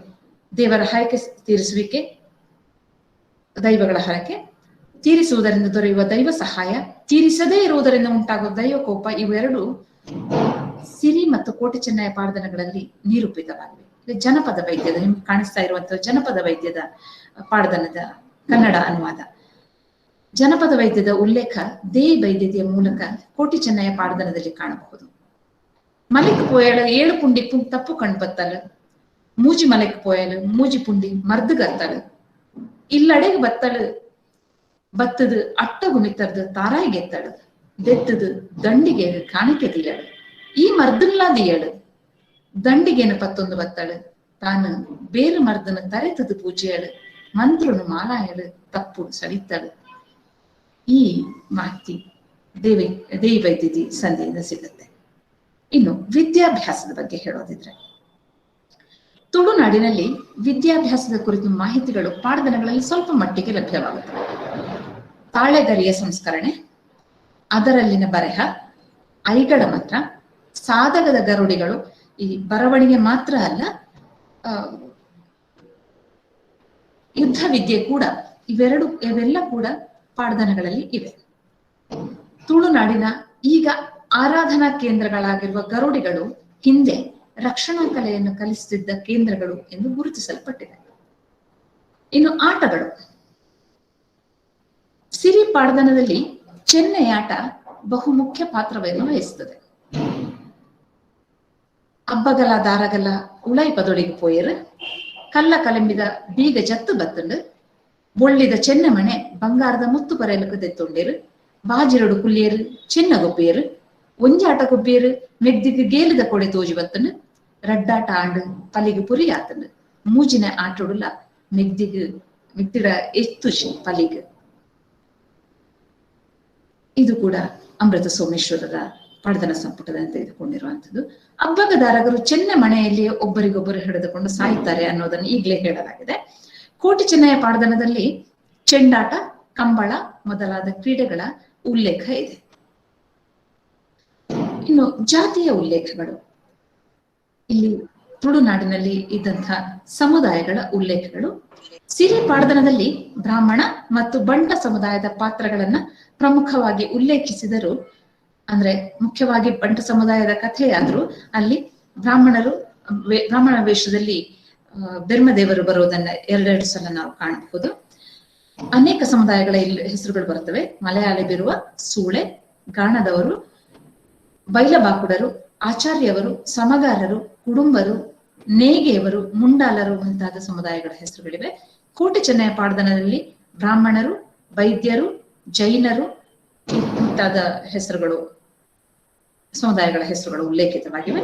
ಕಷ್ಟ ಕಾಲದಲ್ಲಿ ಜಾತಿಯನ್ನು ಪರಿಗಣಿಸದೆ ಮದ್ದು ಮಾಡುವ ಒಳ್ಳೆಯತನ ಮಾತ್ರ ಅಲ್ಲ, ಅನಾಥರನ್ನು ತಮ್ಮೊಂದಿಗೆ ಕೊಂಡೊಯ್ದು ತಮ್ಮವರಾಗಿ ಸಾಕುವ ಹೃದಯವಂತಿಕೆ ಇವು ತುಳುವರದು ಎಂಬುದಕ್ಕೆ ಸಿರಿ ಹಾಗೂ ಕೋಟಿ ಚೆನ್ನಯ ಪಾಡ್ದನಗಳು ಸಾಕ್ಷಿಯಾಗುತ್ತವೆ. ಇನ್ನು ಕುಲಕಸುಬಿನ ವಿವರಣೆ. ಕೋಟಿ ಚೆನ್ನಯರ ಕುಲಕಸುಬಿನ ಕುರಿತು ಹೀಗೆ ವಿವರ ದೊರೆಯುತ್ತದೆ. ಆತು ಪಂಡೆದು ನಮನ ಕುಲ ಜನ್ಮದ ಇಂದ ಇಂಚಿರದ ಮೂರ್ತೆ ಉಂಡು ಮಗ ಮೆಕ್ಯ, ತಾಳೆ ಸಂಕಲ್ದ ಮರೆಟ್ಟು ಸಂಕುಲ್ಲ ಮೂರ್ತೆ ಉಂಡು ಮೆಕ್ಯ, ಮಾರೋನು ಬಾರೊಂದು ಈ ಅಣ್ಣ ಬಲ್ಲಂದು ಆನೆಗೋ ತನ ಅಣ್ಣೆ ಕೋಟಿ ಪಂಡೆರೆಂದವು ಎಂದು ಪಾಡ್ದನದಲ್ಲಿ ಸಿಗತ್ತೆ. ಅದು ಮಾತ್ರ ಅಲ್ಲ, ಅಂದ್ರೆ ಅಷ್ಟು ಹೇಳಿ ತುಳುನಾಡಿನ ಇದು ಇಂದ ಇಂಚಿಲದ ಬೇಲೆ ಅಂದ್ರೆ ಮೂರ್ತೆಯ ಕೆಲಸ ಆದ್ರೆ ತುಳುನಾಡಿನ ಪ್ರಮುಖ ಕಸುಬಾಗಿರುವಂತಹ ಭತ್ತದ ಕೃಷಿಯ ಬಗ್ಗೆ ವಿವರಗಳು ದೊರೆಯುತ್ತವೆ. ಕೊಟ್ಟು ದೀಪಿ ಕೊಟ್ಟಾರಗು ಪೋಯಿಗೆನ ಇನಿ ಬಸ್ಲೂರ ಪನ್ನ ಕೊಟ್ಟು ದೆತ್ತೆಗೆನ ಎಡತ್ತ ಪುಗೆಲಡಿ ದೀವೋನುದುಗೆನ ಇನಿ ಬಸಲೂರದ ಕಂಡದ ಪುನಿಕ್ ಓ ಬರುವೆನೆ ಬಾಲೆ ಇನಿಯಾಂಡಲಗೆನ ಇನಿ ಪರಕ್ಕಡಿ ಮುಚ್ಚಿದೆಗೆನ ಇನಿ ಪೊಸ ಕಡಿ ಕಡ್ತೊನದಗೆನ ಪಲ್ಲಾಗೆ ಒಚ್ಚಿ ಕೊರೊನದಗೆನ ಇನಿ ಸಗ್ಗಿ ನೀರಿ ಏರಾವನದು ಏರಿ ನೀರಿ ಸಗ್ಗಾವನದು ಕಮ್ಲಾದ ಮೂಡಿಯಗೆ ಬರುವೆನೆ ಮಗೆ ಕಮ್ಲಾದ ಮೂಟಿಯಗೆನ ಇನಿ ಕುಕ್ಕುದ ಮರತ ಮುದೆರಡು ಉಂತುದು ಕೊಟ್ಟು ದೀದಿಗೆನ ಇನಿ ಸೊಂಟುಡು ಕೈ ಕೊರುದು ಉಂತುದು ಓ ಎಂದು ಮಾಹಿತಿ ಸಿಗತ್ತೆ. ಇಲ್ಲಿ ಪಾಡ್ದನ ಸಿಗತ್ತೆ. ಇನ್ನು ಮನೆಗಳ ವೈವಿಧ್ಯದ ಕುರಿತು ಅರಮನೆ, ಗುತ್ತು, ಬೂಡುಗಳ ವಿಸ್ತಾರ, ಸೊಗಸುಗಳು ಬಹಳ ಚೆನ್ನಾಗಿ ವರ್ಣಿತವಾಗಿವೆ. ಬಡವರ ಮನೆಯ ಚಂದ ಕೂಡ ಇದೆ, ಇಲ್ಲ ಎನ್ನುವ ಹಾಗಿಲ್ಲ. ಪಾಡ್ದನಗಳ ಈ ಚರಣಗಳಲ್ಲಿ ಅರಮನೆಯ ಸಾನೇರಿ ಚಾವಡಿ, ಅದರಲ್ಲಿದ್ದ ಕಲ್ಲ ಕಲೆಂಬಿ, ಚಿಕ್ಕ ಚಾವಡಿಯ ಚಿಗ್ರ ಮಂಟಮೆಯಲ್ಲಿ ತೂಗುಯಾಲೆ, ಕುಳಿತುಕೊಳ್ಳಲು ಆರಾಮ ಆಗುವಂತಿದ್ದ ದೊಡ್ಡ ಬೋದಿಗೆಯ ಕಂಬದ ಕೆಳಗಿನ ಬಾಜಿರಗಳು, ಮರದ ಬಾಜಿರಗಳು, ಬೋದಿಗೆಯ ಕಂಬಗಳು, ಅರಮನೆಯಿಂದ ಕೆಳಗಿಳಿಯಲು 16 ಮೆಟ್ಟಲುಗಳಿದ್ದ ವಿವರಗಳು ದೊರೆಯುತ್ತವೆ. 16 ಮೆಟ್ಟಲುಗಳ ಉಲ್ಲೇಖವನ್ನು ಗಮನಿಸುವಾಗ ಅರಮನೆ ಎತ್ತರದಲ್ಲಿ ಇದ್ದುದನ್ನು ತಿಳಿದುಕೊಳ್ಳಬಹುದಾಗಿದೆ. ಕೆಲವು ಪಾಡ್ದನ ಪಠ್ಯಗಳಲ್ಲಿ ಈ ಮೆಟ್ಟಲನ್ನು ಬಂಗಾರಿನ ಮುಟ್ಟಿಲು ಅಂದ್ರೆ ಚಿನ್ನದ ಮೆಟ್ಟಿಲು ಎಂದೂ ಕರೆಯುತ್ತಾರೆ. ಕೆಲವು ಪಠ್ಯಗಳಲ್ಲಿ 7 ಪರಿಗೆಯ ಮನೆ ಎಂದು ಹೇಳುವುದಿದೆ. ಇನ್ನು ಸಿರಿ ಪಾಡ್ದನದಲ್ಲಿ ಸೊನ್ನಿಗೆ ಮಾಡಿಸಿದ ಚಿನ್ನಾಭರಣಗಳ ಪಟ್ಟಿ ಹೀಗಿದೆ. ನೆತ್ತಿಗೆ ನೆತ್ತಿ ಬೈತಲೆ, ಜಡೆಗೊಂಡೆ, ಒಂಕಿ, ಪೈಜಣ, ಉರಿಗೆಜ್ಜೆ, ಸೊಂಟಕ್ಕೆ ಸೊಂಟಪಟ್ಟಿ, ಮುತ್ತು ಹವಳದ ಬಳೆ, ಕಾಲುಂಗುರ, ಮುದ್ರೆಯುಂಗುರ, ಚಕ್ರಸರ, ಚಂದ್ರಸರ, ಹವಳದ ಸರ, ಮುತ್ತಿನ ಸರ, ಇವೆಲ್ಲವುಗಳ ಜೊತೆಗೆ ಗೆಜ್ಜತ್ತಿ. ಈ ಗೆಜ್ಜತ್ತಿ ಎಂಬ ಸಣ್ಣ ಕತ್ತಿ ತುಳುವ ಹೆಣ್ಣಿಗೆ ಅಲಂಕಾರವೂ ಹೌದು, ಆಯುಧವೂ ಹೌದು. ಈಗ ಕುಟುಂಬ ವ್ಯವಸ್ಥೆಯ ಕುರಿತು ನೋಡೋಣ. ತುಳುವ ಕುಟುಂಬ ವ್ಯವಸ್ಥೆ ಮಾತೃಮೂಲಿಯದ್ದು. ಮುಖ್ಯವಾಗಿ ಮಾತೃಮೂಲಿಯ ಕುಟುಂಬ ವ್ಯವಸ್ಥೆಯ ನೆಲೆಯಲ್ಲಿ ಮೂಡಿ ಬಂದ ತುಳುವಿನ ಸಿರಿ ಮಹಾಕಾವ್ಯದಲ್ಲಿ ಹಲವು ಹಂತಗಳಲ್ಲಿ ಅದರ ಹೆಜ್ಜೆಗಳನ್ನ ಗುರುತಿಸಬಹುದು. ಅದು ಇಲ್ಲಿದೆ ನೋಡಿ. ಬಿರ್ಮಾಲ್ವಾಸ್ ಮಾರ್ನಿಂಗ್ ಇದೆ, ಶಂಕರ್ ಆಳ್ವಾಸ್ ಡಿಸಿಟ್ ಇದೆ, divorce, receiving an unknown lady as a sister, remarriage, the discussion on clans mentioned, community on which the story built, adoption, the male and female children in matrilineal family system. ಇಲ್ಲಿ ಸತ್ಯನಾಪುರದ ಅರಮನೆಯ ಬಿರ್ಮಾಳ್ವ ತನಗೆ ಸಂತಾನ ಇಲ್ಲ ಎಂದು ದುಃಖಿಸುವ ಬಗೆಯಲ್ಲಿ ಈ ಕೌಟುಂಬಿಕ ವ್ಯವಸ್ಥೆ ಹೇಗಿತ್ತು ಎಂಬುದನ್ನ ಅರ್ಥ ಮಾಡಿಕೊಳ್ಳಬಹುದು. ದುಂಬು ಪುಟ್ಟಿನ ಪಲ್ಯಾಡಿಕಲು ಇಚ್ಚಿ, ಬೊಕ್ಕ ಪುಟ್ಟಿನ ತಂಗಡಿಯಾಕಲು ಇಚ್ಚಿ, ಮರ್ಗೆರಡು ಪುಟ್ಟಿನ ಮರ್ಮಾಲಾಡಿಕಲು ಇಚ್ಚಿ, ಮೊರಂಪುಡು ಪುಟ್ಟಿನ ಪುಳ್ಳಿ ಆಡಿಕಲು ಇಚ್ಚಿ. ಇಲ್ಲಿ ಗಮನಿಸಬೇಕಾದದ್ದು ಅಂತ ಹೇಳಿದ್ರೆ, ಎಲ್ಲಿ ಕೂಡ ತನಗೆ ಮಕ್ಕಳಿಲ್ಲ ಅಂತ ಹೇಳಿಕೊಂಡಿಲ್ಲ ಅಂತ, ತನಗೆ ತನ್ನ ಇಂದ್ರಿಯಕ್ಕೆ ಹುಟ್ಟಿದ ಮಕ್ಕಳಿಲ್ಲ ಅಂತ ಹೇಳಿಕೊಂಡಿಲ್ಲ. ಕಿರಿಯವರಿಲ್ಲ, ಮೊದಲು ಹುಟ್ಟಿದ ಅಕ್ಕಂದಿರಿಲ್ಲ, ಮತ್ತೆ ಹುಟ್ಟಿದ ತಂಗಿಯಂದಿರಿಲ್ಲ. ಅಂದ್ರೆ ತನ್ನ ಒಡ ಹುಟ್ಟಿದ ಹೆಣ್ಣು ಮಕ್ಕಳು ಇಲ್ಲ, ಮತ್ತೆ ಅವರಿಗೆ ಹುಟ್ಟಿದಂತಹ ಸೊಸೆಯಂದಿರು ಇಲ್ಲ. ಸೊಸೆ ಅಂತ ಹೇಳಿದ್ರೆ ಮಗನ ಹೆಂಡತಿ ಸೊಸೆ ಅಲ್ಲ, ಇಲ್ಲಿ ಸೋದರ ಸೊಸೆಯನ್ನ ತಗೊಳ್ತಾ ಇದ್ದಾರೆ. ಅಷ್ಟಲ್ಲದೆ ಮೊಣಕಾಲಿನಲ್ಲಿ ಆಡುವ ಮೊಮ್ಮಕ್ಕಳಿಲ್ಲ. ಇದು ಮಗಳ ಮಕ್ಕಳಲ್ಲ, ಇದು ಸೊಸೆಯಂದಿರ ಮಕ್ಕಳನ್ನು ಕುರಿತು ಉಲ್ಲೇಖ ಮಾಡಲಾಗ್ತಾ ಇದೆ.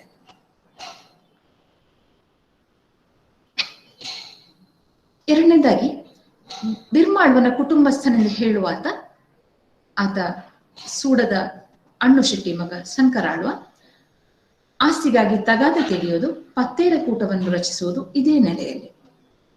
ಅಂದ್ರೆ ತಾನು ಅಜ್ಜನ ಕುಟುಂಬದವನು ಅಂತ ಹೇಳಿಕೊಂಡು ಆತ ಬರ್ತಾನೆ.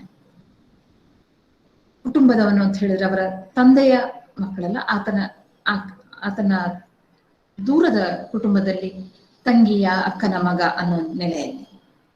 ಮಾತೃಮೂಲ್ಯ ಕುಟುಂಬ ವ್ಯವಸ್ಥೆಯಲ್ಲಿ ಹೆಣ್ಣು ಒಲ್ಲದ ಗಂಡನೊಡನೆ ಬಾಳಬೇಕಾದ ಅನಿವಾರ್ಯತೆ ಇರಲಿಲ್ಲ. ಬದಲಾಗಿ ಬರ ಅಂದ್ರೆ ವಿಚ್ಛೇದನದ ವ್ಯವಸ್ಥೆ ಇತ್ತು. ಮಾತ್ರವಲ್ಲ, ಮರು ಮದುವೆಯ ಅವಕಾಶವೂ ಇತ್ತು ಎಂಬುದಕ್ಕೆ ಸಿರಿ ಪಾಡ್ದನ ಸಾಕ್ಷಿಯಾಗುತ್ತದೆ.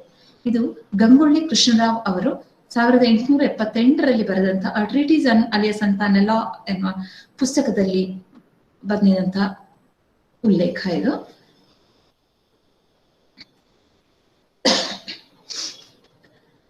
ಅಜ್ಜ ಬಿರ್ಮಾಳ್ವರ ಆರ್ಯ ಬನ್ನಾಯ ಹಾಗೂ ಬಸ್ರೂರು ಕಾಂತಪುಂಜನ ಪುತ್ರ ಬನ್ನಾಯ ಬಳಿಗಳ ಉಲ್ಲೇಖವನ್ನು ಇಲ್ಲಿ ಗಮನಿಸಬೇಕಾಗುತ್ತದೆ. ಇವೆರಡೂ ಬಳಿಗಳು ಮಾತೃಮೂಲ್ಯ ವ್ಯವಸ್ಥೆಯಲ್ಲಿ ಈಗಲೂ ಊರ್ಜಿತದಲ್ಲಿ ಇವೆ. ಬಳಿಯು ಒಬ್ಬ ವ್ಯಕ್ತಿಯ ಹುಟ್ಟಿನಿಂದ ಅಥವಾ ಬಳಿ ಯಾವುದೆಂದು ತಿಳಿದಿರದ ಅನಾಥ ಮಗುವನ್ನು ದತ್ತಕ್ಕೆ ತೆಗೆದುಕೊಳ್ಳುವುದರಿಂದ ನಿರ್ಧರಿತವಾಗುತ್ತದೆ. ಯಾವುದೇ ವ್ಯಕ್ತಿಯು ಹೆಣ್ಣು ಅಥವಾ ಗಂಡು ಮಗುವನ್ನು ದತ್ತಕ್ಕೆ ತೆಗೆದುಕೊಳ್ಳುವುದಿದ್ದರೆ ಅದು ತನ್ನದೇ ಬಳಿಯ ಮಗುವನ್ನು ದತ್ತು ತೆಗೆದುಕೊಳ್ತಾ ಇದ್ದದ್ದು ಸಾಮಾನ್ಯವಾಗಿತ್ತು ಅನ್ನೋದು ಕ್ಷೇತ್ರ ಕಾರ್ಯದಿಂದ ತಿಳಿದು ಬಂದಿರುವಂತೆ.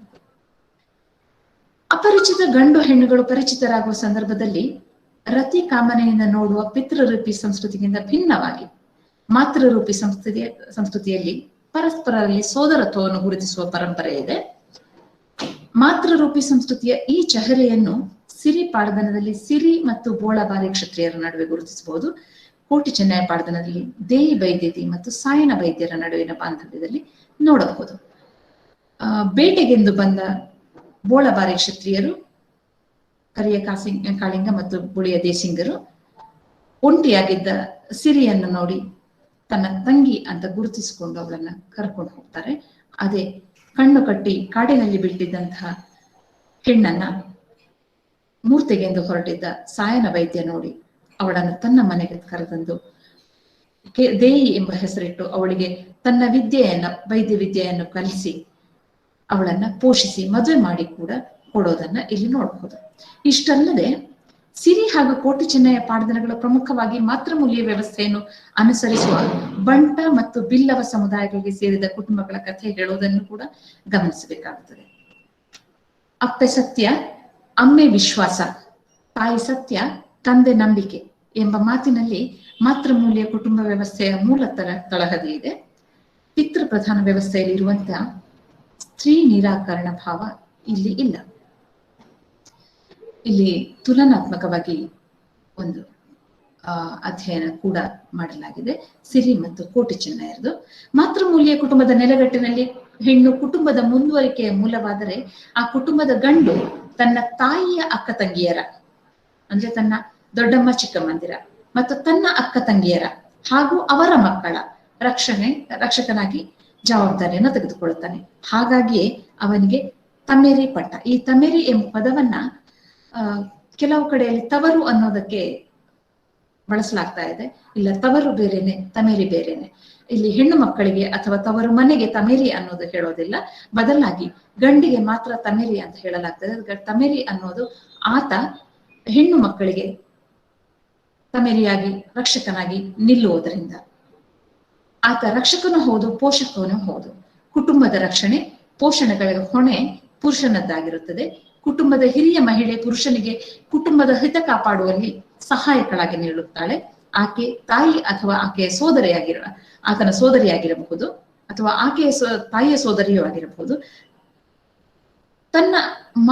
ಆಕೆಯ ಮಾತನ್ನು ಮೀರಿ ಯಜಮಾನ ಯಾವುದೇ ನಿರ್ಧಾರಗಳನ್ನು ತೆಗೆದುಕೊಳ್ಳುವಂತಿಲ್ಲ. ಆ ಯಜಮಾಂತಿಯಾಗಿರುವ ಹೆಣ್ಣು ಯಜಮಾನನಿಗೆ ತಂಗಿಯ ಸ್ಥಾನದಲ್ಲಿದ್ದಿರಲೂಬಹುದು, ಆದ್ರೆ ಅವಳ ಮಾತನ್ನು ಮೀರಿ ಹೋಗುವಂತಿಲ್ಲ. ಈಗ ಕೋಟಿ ಚೆನ್ನಯ್ಯ ಪಾಡ್ದನದ ದೇಯಿ ವೈದ್ಯತಿ ಸಂಧಿಯನ್ನ ಕುರಿತು ಸ್ವಲ್ಪ ಹೇಳ್ತಾನೆ. ಕೋಟಿ ಚೆನ್ನಯ್ಯರ ತಾಯಿಯಾದ ಜೇವು ಕೇದಗೆಯನ್ನು ಪೆಜನಾರ್ ಎಂಬ ಬ್ರಾಹ್ಮಣ ದಂಪತಿಗಳು ಸಾಕುತ್ತಾರೆ ಅನ್ನೋದನ್ನು ಈಗಾಗಲೇ ಹೇಳಲಾಗಿದೆ. ಅವಳು ಮದುವೆಯಾಗದೆ ಹೆಂಗಸಾದಲು ಎಂಬ ತನ್ನದಲ್ಲದ ತಪ್ಪಿಗೆ ಆ ಹೆಣ್ಣನ್ನು ಕಣ್ಣಿಗೆ ಬಟ್ಟೆ ಕಟ್ಟಿ ಕಾಡಿಗೆ ಬಿಡಲಾಗ್ತದೆ. ಅವಳನ್ನು ಕಾಡಿನಲ್ಲಿ ನೋಡಿದ ಸಾಯನ ವೈದ್ಯ ಎಂಬಾತ ತನ್ನ ಮನೆಗೆ ಕರೆತಂದು ತನ್ನ ತಂಗಿಯಾಗಿ ಸಾಕಿ ಅವಳಿಗೆ ಮದುವೆ ಮಾಡಿಕೊಟ್ಟು ಅವಳ ಮಕ್ಕಳಿಗೆ ತಾನು ತಮೇರಿಯಾಗಿ ಅಂದ್ರೆ ರಕ್ಷಕನಾಗಿ ನಿಲ್ಲುತ್ತಾನೆ. ಇಲ್ಲಿ ಬ್ರಾಹ್ಮಣನೋರ್ವನ ಮೂಲಕ ಸ್ವೀಕರಣಗೊಂಡು ಆ ಮೂಲಕ ಹುಟ್ಟಿದ ಹೆಣ್ಣು ಮಗು ಕಾಡಿಗೆ ಬಿಡಲ್ಪಟ್ಟು ನಿರಾಕರಣದ ಪುನರಾವರ್ತನೆ ಆಗುತ್ತದೆ. ಒಂದು ಅರ್ಥದಲ್ಲಿ ನಿರಾಕರಣವೇ ಸ್ವೀಕರಣವಾಗಿ ಸಾಯನ ವೈದ್ಯನ ಮೂಲಕ ರೂಪುಗೊಳ್ಳುವ ದೇಯಿ ವೈದ್ಯತೆಯಾಗುತ್ತಾಳೆ ಎನ್ನುವ ಅಂಶವನ್ನ ಡಾಕ್ಟರ್ ವಾಮನ್ ನಂದಾವರ ಅವರು ಗುರುತಿಸ್ತಾರೆ. ಈಗ ತೌಲನಿಕ ಅಧ್ಯಯನಕ್ಕೆ ಹೋದ್ರೆ ಅಂದ್ರೆ ದೇಯಿ ವೈದ್ಯತಿ ಸಂಧಿ ಮತ್ತು ಗಿಂಡೆಯ ಸಂಧಿಯನ್ನ ನೋಡಿದ್ರೆ, ಒಂದು ಪಾಡ್ದನದಲ್ಲಿ ಅನೇಕ ಸಂಧಿಗಳಿರ್ತವೆ. ಸಣ್ಣ ಸಣ್ಣ ಸಂಧಿಗಳು ಸೇರಿ ಉದ್ದ ಪಾಡ್ದನವಾಗುತ್ತೆ. ಹೆಣ್ಣು ಹುಟ್ಟುವ ಮೊದಲೇ, ಯಾವುದೇ ಮಗು ಹುಟ್ಟುವ ಮೊದಲೇ ಹೆಣ್ಣು ಹುಟ್ಟಿದರೆ ಹುಲಿಗೆ, ಗಂಡು ಹುಟ್ಟಿದರೆ ತಮಗೆ ಬೇಕು ಎನ್ನುವ ಬ್ರಾಹ್ಮಣ ಕುಟುಂಬದ ಮಗುವಾಗಿ ಗಿಂಡೆಯ ಜನನ ಆಗುತ್ತದೆ. ಆ ಮಾತಿನಂತೆಯೇ ಹುಲಿಯ ಗುಹೆಯಲ್ಲಿದ್ದ ಮಗುವನ್ನು ಕಾನಬೊಟ್ಟು ಮನೆಯ ಅಜ್ಜ ಚಂದವಣ್ಣ ಪೆರ್ಗಡೆಯವರು ತಂದು ಸಾಕುತ್ತಾರೆ. ಗಿಂಡೆ ಈ ಗಿಂಡೆ ಸಂಧಿಯ 3 ಪಠ್ಯಗಳಲ್ಲಿಯೂ ನಾವು ಬೇರೆ ಬೇರೆ ಪಠ್ಯಗಳನ್ನ ನೋಡಿದಾಗ ಅಲ್ಲಿ ಸ್ಪಷ್ಟವಾಗಿ ಕಾಣಿಸುವಂತದ್ದು ಏನಂತಂದ್ರೆ, ಹೆಣ್ಣು ಮಗು ಮಾತ್ರ ಹುಲಿಗೆ ಬೇಕಾಗ್ತದೆ, ಗಂಡು ಮಗನ್ನ ಹುಲಿ ಕೇಳುವುದಿಲ್ಲ.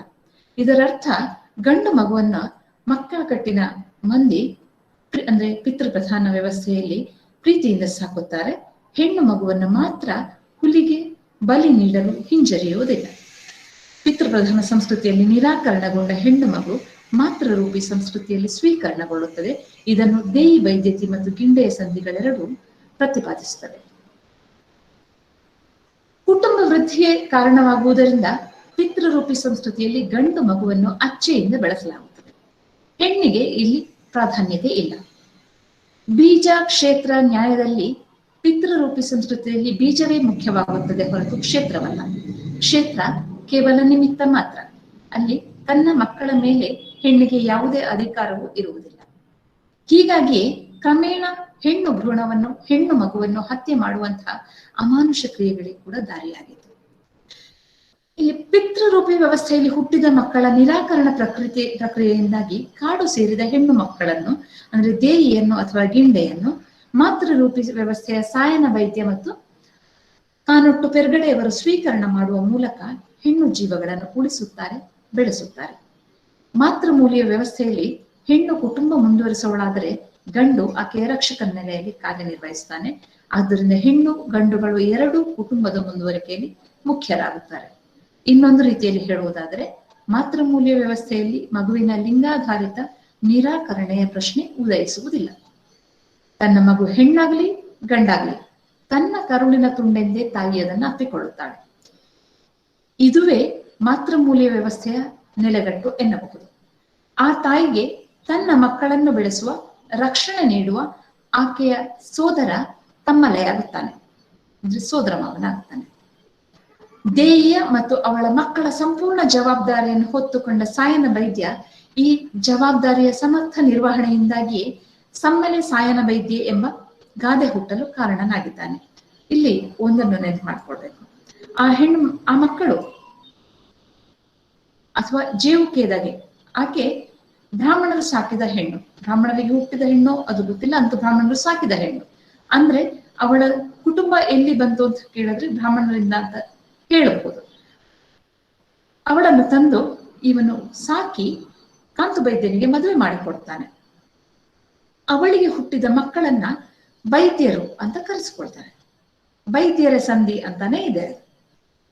ಈ ಬೈದ್ಯರು ಹೇಗಾದ್ರು ಅಂತ ಕೇಳಿದ್ರೆ ಅವರ ತಂದೆಯ ಕಾಂತು ಬೈದ್ಯನ ಹೆಸರು ಅಲ್ಲಿ ಬಂತು ಅಂತ ಹೇಳಿದ್ರೆ ಇಲ್ಲ, ಮಾತೃಮೂಲ್ಯ ವ್ಯವಸ್ಥೆಯಲ್ಲಿ ತಂದೆಯ ಸಂತತಿಯಾಗಿ ಮಕ್ಕಳು ಗುರುತಿಸಲ್ಪಡುವುದಿಲ್ಲ, ತಾಯಿಯ ಸಂತತಿ ಆಗ್ತಾರೆ. ಇಲ್ಲಿ ತಾಯಿಯ ಸಂತತಿ ಅಂತ ಗುರುತಿಸಿದ್ರೆ ಆಕೆ ಬ್ರಾಹ್ಮಣರು ಅಂತ ತೆಗೆದುಕೊಂಡ್ರೆ ಅಲ್ಲಿ ಬ್ರಾಹ್ಮಣರಲ್ಲಿ ಪಿತೃಪ್ರಧಾನ ವ್ಯವಸ್ಥೆಯಲ್ಲಿ ಯಾವತ್ತೂ ಕೂಡ ಮಕ್ಕಳು ತಂದೆಯ ಮತ್ತೆ ಹೆಣ್ಣು ಕೂಡ ಗಂಡನ ಕುಟುಂಬಕ್ಕೆ ಸೇರ್ತಾರೆ ಹೊರತು ಅವಳದೇ ಪ್ರತ್ಯೇಕ ಅಸ್ತಿತ್ವ ಇರುವುದಿಲ್ಲ. ಇಂಥ ಸಂದರ್ಭದಲ್ಲಿ ವೈದ್ಯರು ಅಂತ ಅವರು ಕರೆಸ್ಕೊಳ್ಳೋದು ಹೇಗೆ ಅಂತ ಹೇಳಿದ್ರೆ ಸೋದರ ಮಾವನಾದ ಸಮ್ಮಲೆ ಸಾಯನ ವೈದ್ಯ ಎಂದು ಕರೆಸಿಕೊಂಡಂತ ಸಾಯನ ವೈದ್ಯನ ನೆಲೆಯಿಂದಾಗಿ ಅಂತ ಗುರುತಿಸಬಹುದು ನಾವು. ತುಳು ಪಾಡ್ದನಗಳ ವಸ್ತು ವಿಷಯಗಳ ಹರಹು ಬಹಳ ದೊಡ್ಡದು. ಅದು ಸ್ವಲ್ಪ ಸಮಯದಲ್ಲಿ ಅಂದರೆ ಸಮಯ ಮಿತಿಯೊಳಗೆ ಹೇಳಿ ಮುಗಿಯುವಂಥದ್ದಲ್ಲ. ಹಾಗಾಗಿ ಗಾದೆಯೊಂದನ್ನು ತುಳುವ ಗಾದೆಯೊಂದನ್ನು ಉದಾಹರಿಸುತ್ತಾ ಅಧ್ಯಯನಕ್ಕೆ ಬಹಳಷ್ಟು ಅವಕಾಶಗಳು ಇವೆ ಎನ್ನುತ್ತಾ ನನ್ನ ಮಾತನ್ನ ಮುಗಿಸ್ತಾ ಇದ್ದೇನೆ. ಪಾಡ್ದನ ಪಂಡು ಪಂಡು ಬಾಯ್ಡು ರಿಂಡು ನಾರಂಗಾಯಿ ಕೊಯ್ದು ಬಿತ್ತಲ್ವ ರಿಂಡು. ಪಾಡ್ದನ ಹೇಳಿ ಹೇಳಿ ಬಾಯಲ್ಲಿ ಉಳಿತು ಅಂದ್ರೆ ಇನ್ನೂ ಮುಗಿದಿಲ್ಲ, ಇನ್ನಷ್ಟು ಇದೆ. ಲಿಂಬೆ ಹಣ್ಣು ಕೊಯ್ದು ಹಿತ್ತಲುಳಿಯಿತು, ಇನ್ನು ಗಿಡದಲ್ಲಿ ಇನ್ನಷ್ಟು ಇದೆ.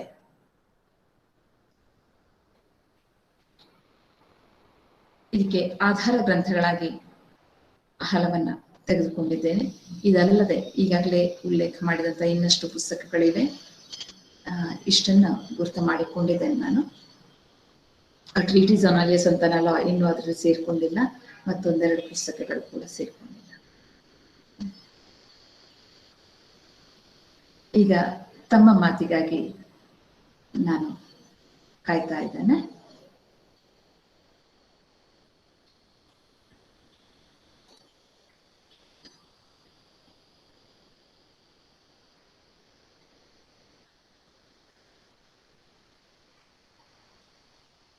ನಮಸ್ಕಾರ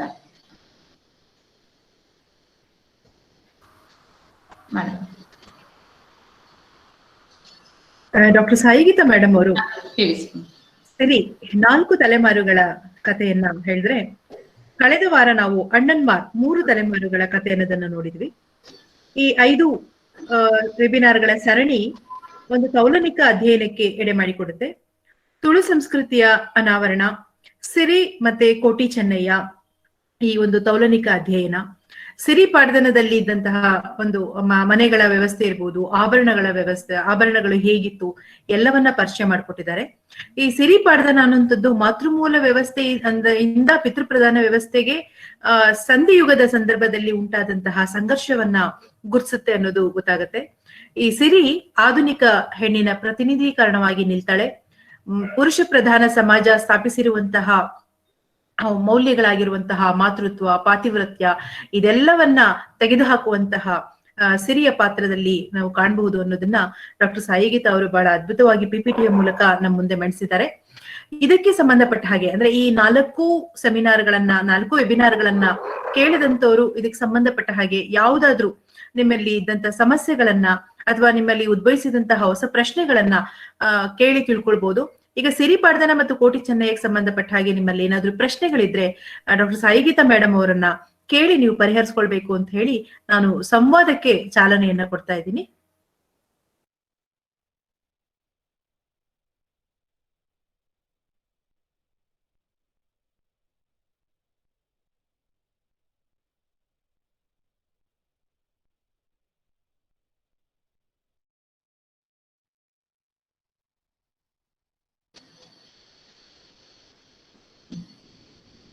ಮೇಡಮ್ ನಮಸ್ಕಾರ. ನಿಮ್ಮ ಮಾತಿನಿಂದಲೇ ನಾನು ಆರಂಭ ಮಾಡ್ತಾ ಇದ್ದೇನೆ.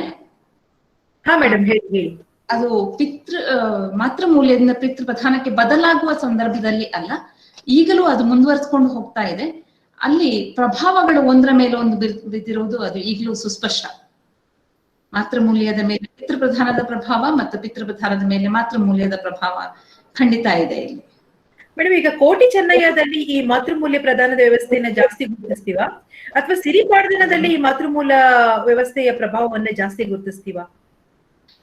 ಕೋಟಿ ಚೆನ್ನಯ್ಯ ಪಾಡ್ದನದಲ್ಲಿ ಒಂದು ರೀತಿಯಲ್ಲಿ ಅದು ಬಂಟರ ಸಂಧಿ ಅಂದ್ರೆ ಒಂದು ಪ್ರತಾಪಿಗಳ ಬಗ್ಗೆ ವಿವರಿಸ್ತಾ ಹೋಗ್ತಾ ಇರೋದ್ರಿಂದಾಗಿ ಅದಕ್ಕೆ ಹೆಚ್ಚು ಒತ್ತು ಕೊಡದಿದ್ರು ಕೂಡ ಅದು ಮೌನವಾಗಿ ತನ್ನೊಳಗೆ ಹೇಳ್ಕೊಳ್ತಾ ಹೋಗ್ತದೆ. ಅಂದ್ರೆ ನೀವಲ್ಲಿ ನೋಡುವಾಗ ಕೋಟಿ ಚೆನ್ನಯ್ಯರ ತಾಯಿಯನ್ನ ಪಿತೃಪ್ರಧಾನದಿಂದ ಆ ಹುಡುಗಿ ಅಲ್ಲಿ ನಿರಾಕರಿಸಲ್ಪಟ್ಟಾಗ ನೇರವಾಗಿ ಆಕೆ ಇಲ್ಲಿ ಸ್ವೀಕೃತರಾಗ್ತಾಳೆ ಮಾತೃಪ್ರಧಾನದಲ್ಲಿ ಅನ್ನೋದನ್ನ ಗಮನಿಸಬಹುದು ಮೇಡಮ್. ಸರಿ ಸರಿ ಸರಿ ಮೇಡಮ್. ಮತ್ತೆ ಯಾರಿಗಾದ್ರೂ ಪ್ರಶ್ನೆಗಳನ್ನ ಇದ್ರೆ ಕೇಳ್ಬಹುದು.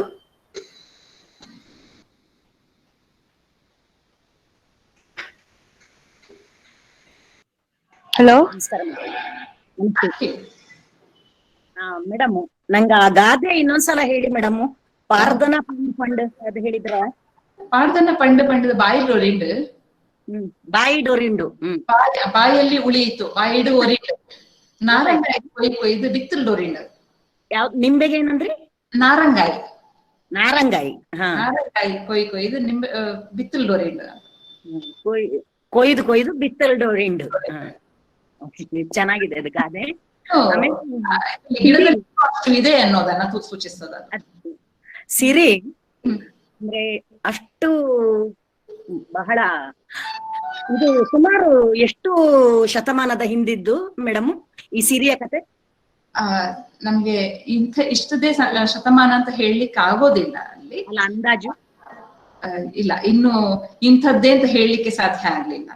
ಆದ್ರೆ ಅವಳು ಆಗ್ಲೇ ಆ ಸ್ತ್ರೀವಾದಿತ್ವದ ಇದ್ರಲ್ಲಿ ನಿಂತು ಅಂದ್ರೆ ಅನ್ಯಾಯದ ವಿರುದ್ಧ ಪ್ರತಿಭಟಿಸಿದ್ಲು ಆ ಟೈಮಿಗೆ.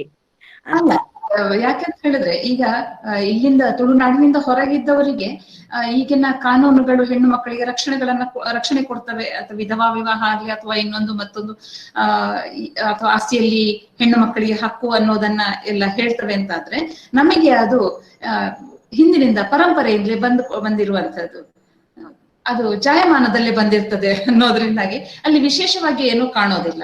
ಆಕೆ ಪ್ರತಿಭಟಿಸಿ ಎದುರು ನಿಲ್ತಾಳೆ. ಯಾಕಂತ ಹೇಳಿದ್ರೆ ಉಳಿದ ನಾನು ಎರಡು ಪಾಡ್ದನಗಳಲ್ಲಿ ಬರ ಅನ್ನೋದು ಬರುತ್ತೆ. ಒಂದು ಈ ಸಿರಿಯ ಸಂಧಿಯಲ್ಲಿ, ಮತ್ತೊಂದು ಕಡೆ ಬರ ಅನ್ನೋದು ಬರುತ್ತೆ. ಅಲ್ಲಿ ಆಕೆ ಬೈದ್ಯತೆ ಹುಡುಗಿ, ಆಕೆ ತಾನಾಗಿ ಬರ ಹೇಳಲಿಕ್ಕೆ ಹೇಳೋದಿಲ್ಲ.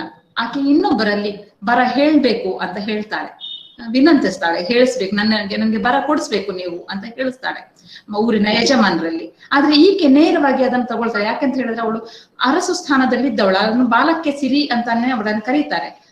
ಅರಮನೆಯಲ್ಲಿದ್ದವಳು, ಸತ್ಯಮಾಲೋಕಂದ ಅರಮನೆಯ ಹುಡುಗಿ ಅವಳು. ಹಾಗಾಗಿ ಆ ಹಕ್ಕನ್ನ ಅವಳು ನೇರವಾಗಿ ಚಲಾಯಿಸ್ತಾಳೆ. ಅಲ್ಲಿ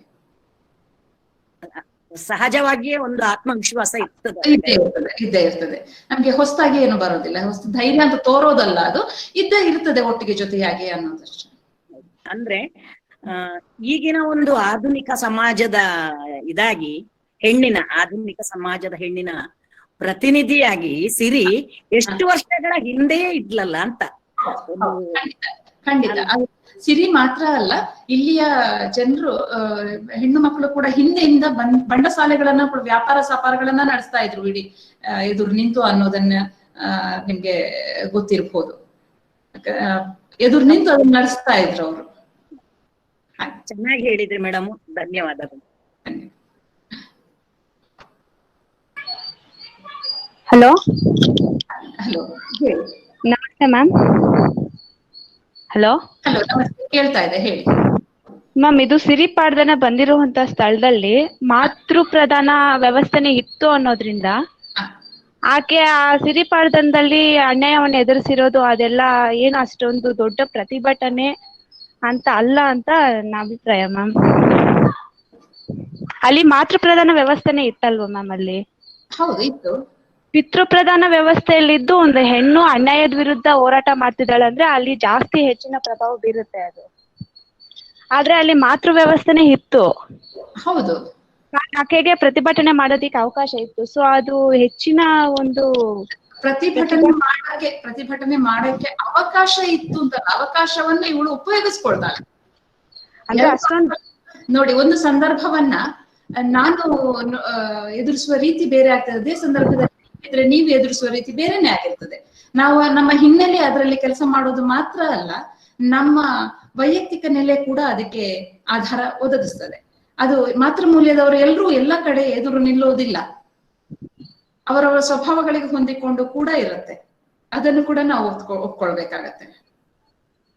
ಅಂದ್ರೆ ಪ್ರತಿಭಟನಾ ನೆಲೆ ಅನ್ನೋದು ಅಷ್ಟೊಂದು ಗಟ್ಟಿ ಅಂತ ಹೇಳೋದಿಕ್ಕೆ ಅಲ್ಲಿ ಇಲ್ಲ ಅಂತ ನನ್ನ ಅಭಿಪ್ರಾಯ. ಒಂದು ಅಂತ ಹೇಳಿದ್ರೆ, ನೀವು ಹೇಳುವ ಪರಿಸರ ಇದೆಯಲ್ಲ, ಪಿತೃಪ್ರಧಾನದಲ್ಲಿ ಪರಿಸರ ನೇರವಾಗಿ ಹೆಣ್ಣಿಗೆ ಎದುರು ನಿಲ್ಲೋದ್ರಿಂದ ಅಲ್ಲಿ ದಟ್ಟ ಆಗಿರ್ತದೆ ಅನ್ನೋದನ್ನ ನೀವು ಹೇಳ್ತಾ ಇದ್ದೀರಾ. ಇಲ್ಲಿ ಅಷ್ಟು ಇರೋದಿಲ್ಲ ಅಂತ ಹೇಳಿ ಅದನ್ನ ಒಪ್ಕೊಳ್ಳೋದು ಅಲ್ಲ ಅಂತ ಹೇಳೋ ಹಾಗಿಲ್ಲ. ಯಾಕಂತ ಹೇಳಿದ್ರೆ ಇನ್ನೊಂದು, ಅವಳ ಬೆಂಬಲಕ್ಕೆ ಯಾರು ನಿಂತಿದ್ದಾರೆ ಅಂತ ಯಾರು ನಿಂತಿಲ್ಲ. ಅವಳೊಬ್ಬಳೆ ತನ್ನ ಅಜ್ಜನ ಸತ್ತಾಗ ಅಜ್ಜನ ಹೆಣವನ್ನು ಕೂಡ ಅವಳೊಬ್ಬಳೆ ಕೊಂಡೋಗಿ ಮಣ್ಣು ಇದು ಸುಡೋದು. ಅದ್ರಲ್ಲಿ ಆಕೆ ಎಷ್ಟೇ ಸೋತ್ರು ಸಹ ಕೊನೆವರೆಗೂ ನಾನು ಏನೋ ಒಂದು ಮಾಡೇ ಮಾಡ್ತೀನಿ ಅಂತ ಎದುರ್ಸ್ಕೊಂಡ್ ಬರುತ್ತಲ್ವ ಮ್ಯಾಮ್, ಅದೊಂದು ಜಾಸ್ತಿ ಹೆಚ್ಚು ಕಾಣಿಸುತ್ತೆ ಅದ್ರಲ್ಲಿ. ಆದ್ರೆ ಪ್ರತಿಭಟನೆ ಅನ್ನೋದು ಸ್ವಲ್ಪ ಅದು ಅಲ್ಲ, ಪ್ರತಿಭಟನೆ ಅಂತ ಇಲ್ಲಿ ಎಲ್ಲೂ ಹೇಳಿಲ್ಲ.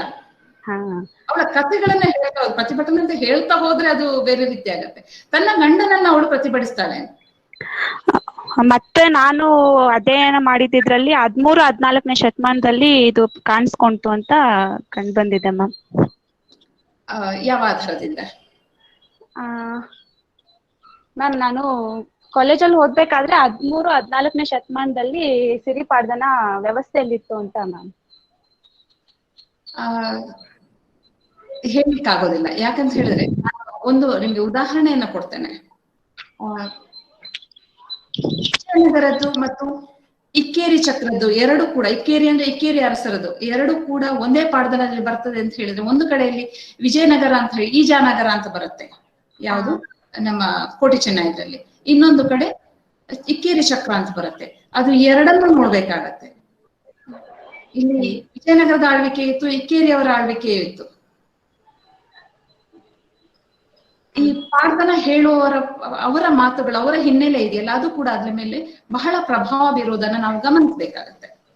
ಅಂದ್ರೆ ಪರ್ಟಿಕ್ಯುಲರ್ ಆಗಿ ಯಾವ ಕಾಲಘಟ್ಟದಲ್ಲಿ ಬಂತು ಅಂತ ಇಲ್ವಾ ಮ್ಯಾಮ್? ಅದು ಸದ್ಯಕ್ಕೆ ನನ್ಗೆ ತಿಳಿದ ಹಾಗೆ ಹೇಳಿಕ್ಕೆ ಅದನ್ನು ಸಾಧ್ಯ ಆಗ್ತಾ ಇಲ್ಲ. Okay ma'am, thank you ma'am. ಹಳೇದಂತೂ ಹೌದು, ಕೋಟೆ ಚೆನ್ನೈಗಿಂತ ಬಹಳ ಹಳೇದಂತೂ ಹೌದು.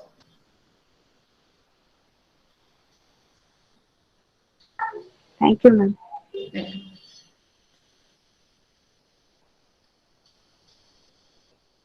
ಬೇರೆ ಪ್ರಶ್ನೆಗಳು?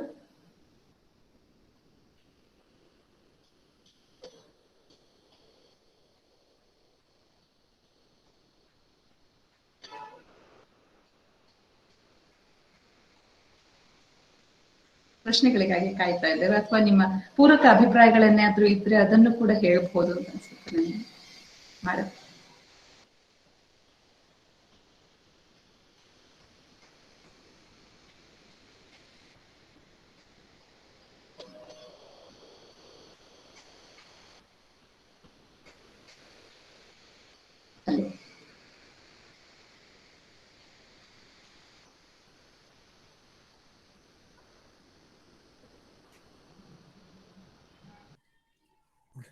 ಜಯಲಲಿತಾ ಮೇಡಮ್. ಹಾ ಮೇಡಮ್, ಬಹುಶಃ ಪ್ರಶ್ನೆಗಳು ಯಾವುದು ಇಲ್ಲ ಅನಿಸ್ತದೆ ಮೇಡಮ್. ಮೇಡಮ್, ಈಗ ಸಿರಿ ಪಾಡ್ದನವನ್ನ ದೇಶಿ ಮತ್ತು ವಿದೇಶಿ ವಿದ್ವಾಂಸರು ಕೂಡ ಸಂಗ್ರಹ ಮಾಡಿದ್ದಾರೆ. ಹಲೋ ಮೇಡಮ್, ಕೇಳಿಸ್ತಾ ಇದೆಯಾ? ಕೇಳಿಸ್ತಾ ಇದೆ, ಹೇಳಿ ಮೇಡಮ್. ಈಗ ಎ ಮ್ಯಾನರ್ ಅವರು ತುಳು ಪಾಡ್ದನಗಳಿಗೆ ಸಂಬಂಧಪಟ್ಟ ಹಾಗೆ ಒಂದು ಸಂಗ್ರಹವನ್ನ ತಂದ್ರು, ಅವರು ಪಾಡ್ದನಗಳ ಸಂಗ್ರಹವೊಂದನ್ನ ತಂದ್ರು. ಈಗ ಇಲ್ಲೆಲ್ಲ ಸಿರಿ ಪಾಡ್ದನದ ವಿಲ್ಲ, ಅಬ್ಬಗ, ದಾರಗ, ಗಿಂಡೆ, ಸೊನ್ನೆ ಇವರೆಲ್ಲ ಪ್ರಸ್ತಾಪ ಇದ್ರೂ ಕೂಡ ಅದು ಒಂದು ಸಂಗ್ರಹಕ್ಕೂ, ಅಂದ್ರೆ ದೇಶಿ ಮತ್ತು ವಿದೇಶಿಯರ ಸಂಗ್ರಹಗಳಲ್ಲಿ ವ್ಯತ್ಯಾಸಗಳೇನಾದ್ರೂ ಇದೆಯಾ ಮೇಡಮ್? ದೇಶಿ ವಿದೇಶಿ ಸಂಗ್ರಹ ಅಂತ ಏನಿಲ್ಲ. ಯಾಕಂತ ಹೇಳಿದ್ರೆ ಇಲ್ಲಿ ವಿದೇಶಿಯರು ಸಂಗ್ರಹ ಮಾಡ್ಬೇಕಿದ್ರೆ ದೇಶಿ ವ್ಯಕ್ತಿಗಳ ಜೊತೆಗೆ ಬೇಕೇ ಬೇಕಾಗತ್ತೆ. ಅವರ ಜೊತೆ ಇಲ್ಲಿ ಇದ್ದೇ ಮಾಡಿರುವಂತದ್ದು. ಈಗ ಲಾರಿ ಹಾಂಕೋ ಅವರ ಜೊತೆಗೆ ವಿವೇಕ್ ರೈ ಮತ್ತೆ ಚಿನ್ನಪ್ಪ ಗೌಡ್ರು ಜೊತೆಗೆ ಇದ್ದವರು. ಅದೇ ಇವರು ಅದು ಗೋಪಾಲ್ ನಾಯಕ್ ಅವರು ಆಡಿರೋದಲ್ವಾ ಮೇಡಮ್? ಹೌದು, ಗೋಪಾಲ್ ನಾಯಕ್ ಆಡಿರುವಂತದ್ದು.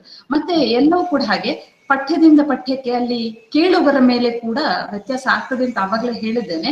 ಅದು ಮರುಸೃಷ್ಟಿಗೊಳ್ತದೆ, ಮನಸ್ಸಿನಲ್ಲಿ ಮರುಸೃಷ್ಟಿಗೊಳ್ತದೆ. ಅದು ಆ ವ್ಯಕ್ತಿಯ ಹಿನ್ನೆಲೆ, ಸಂದರ್ಭ ಮತ್ತು ಕೇಳುಗರು ಕೂಡ ಅದರ ಮೇಲೆ ಪ್ರಭಾವ ಬೀರ್ತಾರೆ. ಅಂದ್ರೆ ಅದೇ ಪರ್ಫಾರ್ಮೆನ್ಸ್ ಥಿಯರಿ ಬೇಸಿಸ್ ಸಾಮರ್ಥ್ಯ ಕೂಡ ಅದರ ಜೊತೆಗಿರುತ್ತೆ. ಹೌದೌದು.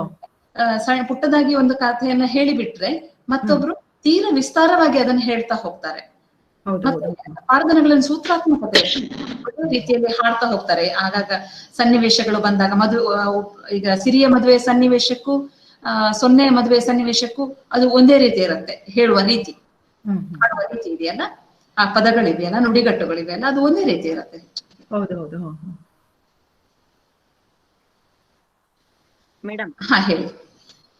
ಒಂದು ಪಾಡ್ದನ ಹೇಳ್ಬೋದಾ ಮೇಡಮ್ ನೀವು? ಮೇಡಮ್, ನನಗೆ ಪಾಡ್ದನ ಹೇಳಿ ಅಭ್ಯಾಸ ಇಲ್ಲ. ಪಾಡ್ದನ ಕೇಳಿ ಮತ್ತೆ ಓದಿ ಅಭ್ಯಾಸ ಇರೋದ್ರಿಂದಾಗಿ ಹೇಳುವಂತ ಅಭ್ಯಾಸ ಇಲ್ಲ. ನಾನು ನಿಮ್ಗೆ ಈಗಾಗ್ಲೇ ಹೇಳಿದ್ದೇನಲ್ಲ, ಆ ರೀತಿಯಲ್ಲಷ್ಟೇ ಹೇಳ್ಬೋದು. ಹಾಡಿ ಅಭ್ಯಾಸ ಇಲ್ಲ ಪಾಡ್ದನವನ್ನ ಹಾಡುವ. ಮತ್ತೆ ಒಂದೊಂದು ಹೇಳಿದ್ರೆ ಒಂದು ಪಾಡ್ದನಕ್ಕೂ ಇನ್ನೊಂದು ಪಾಡ್ದನಕ್ಕೂ ಹಾಡುವ ರೀತಿಯಲ್ಲಿ ವ್ಯತ್ಯಾಸ ಇರುತ್ತೆ. ಸಿರಿ ಪಾಡ್ದನ ಹಾಡುವ ರೀತಿ ಬೇರೆನೆ, ಕೋಟಿ ಚೆನ್ನೈ ಪಾಡ್ದನ ಹಾಡುವ ರೀತಿ ಬೇರೆನೆ, ಪಂಜುರ್ಲಿ ಪಾಡ್ದನ ಹಾಡುವ ರೀತಿ ಬೇರೆನೆ ಬರುತ್ತೆ.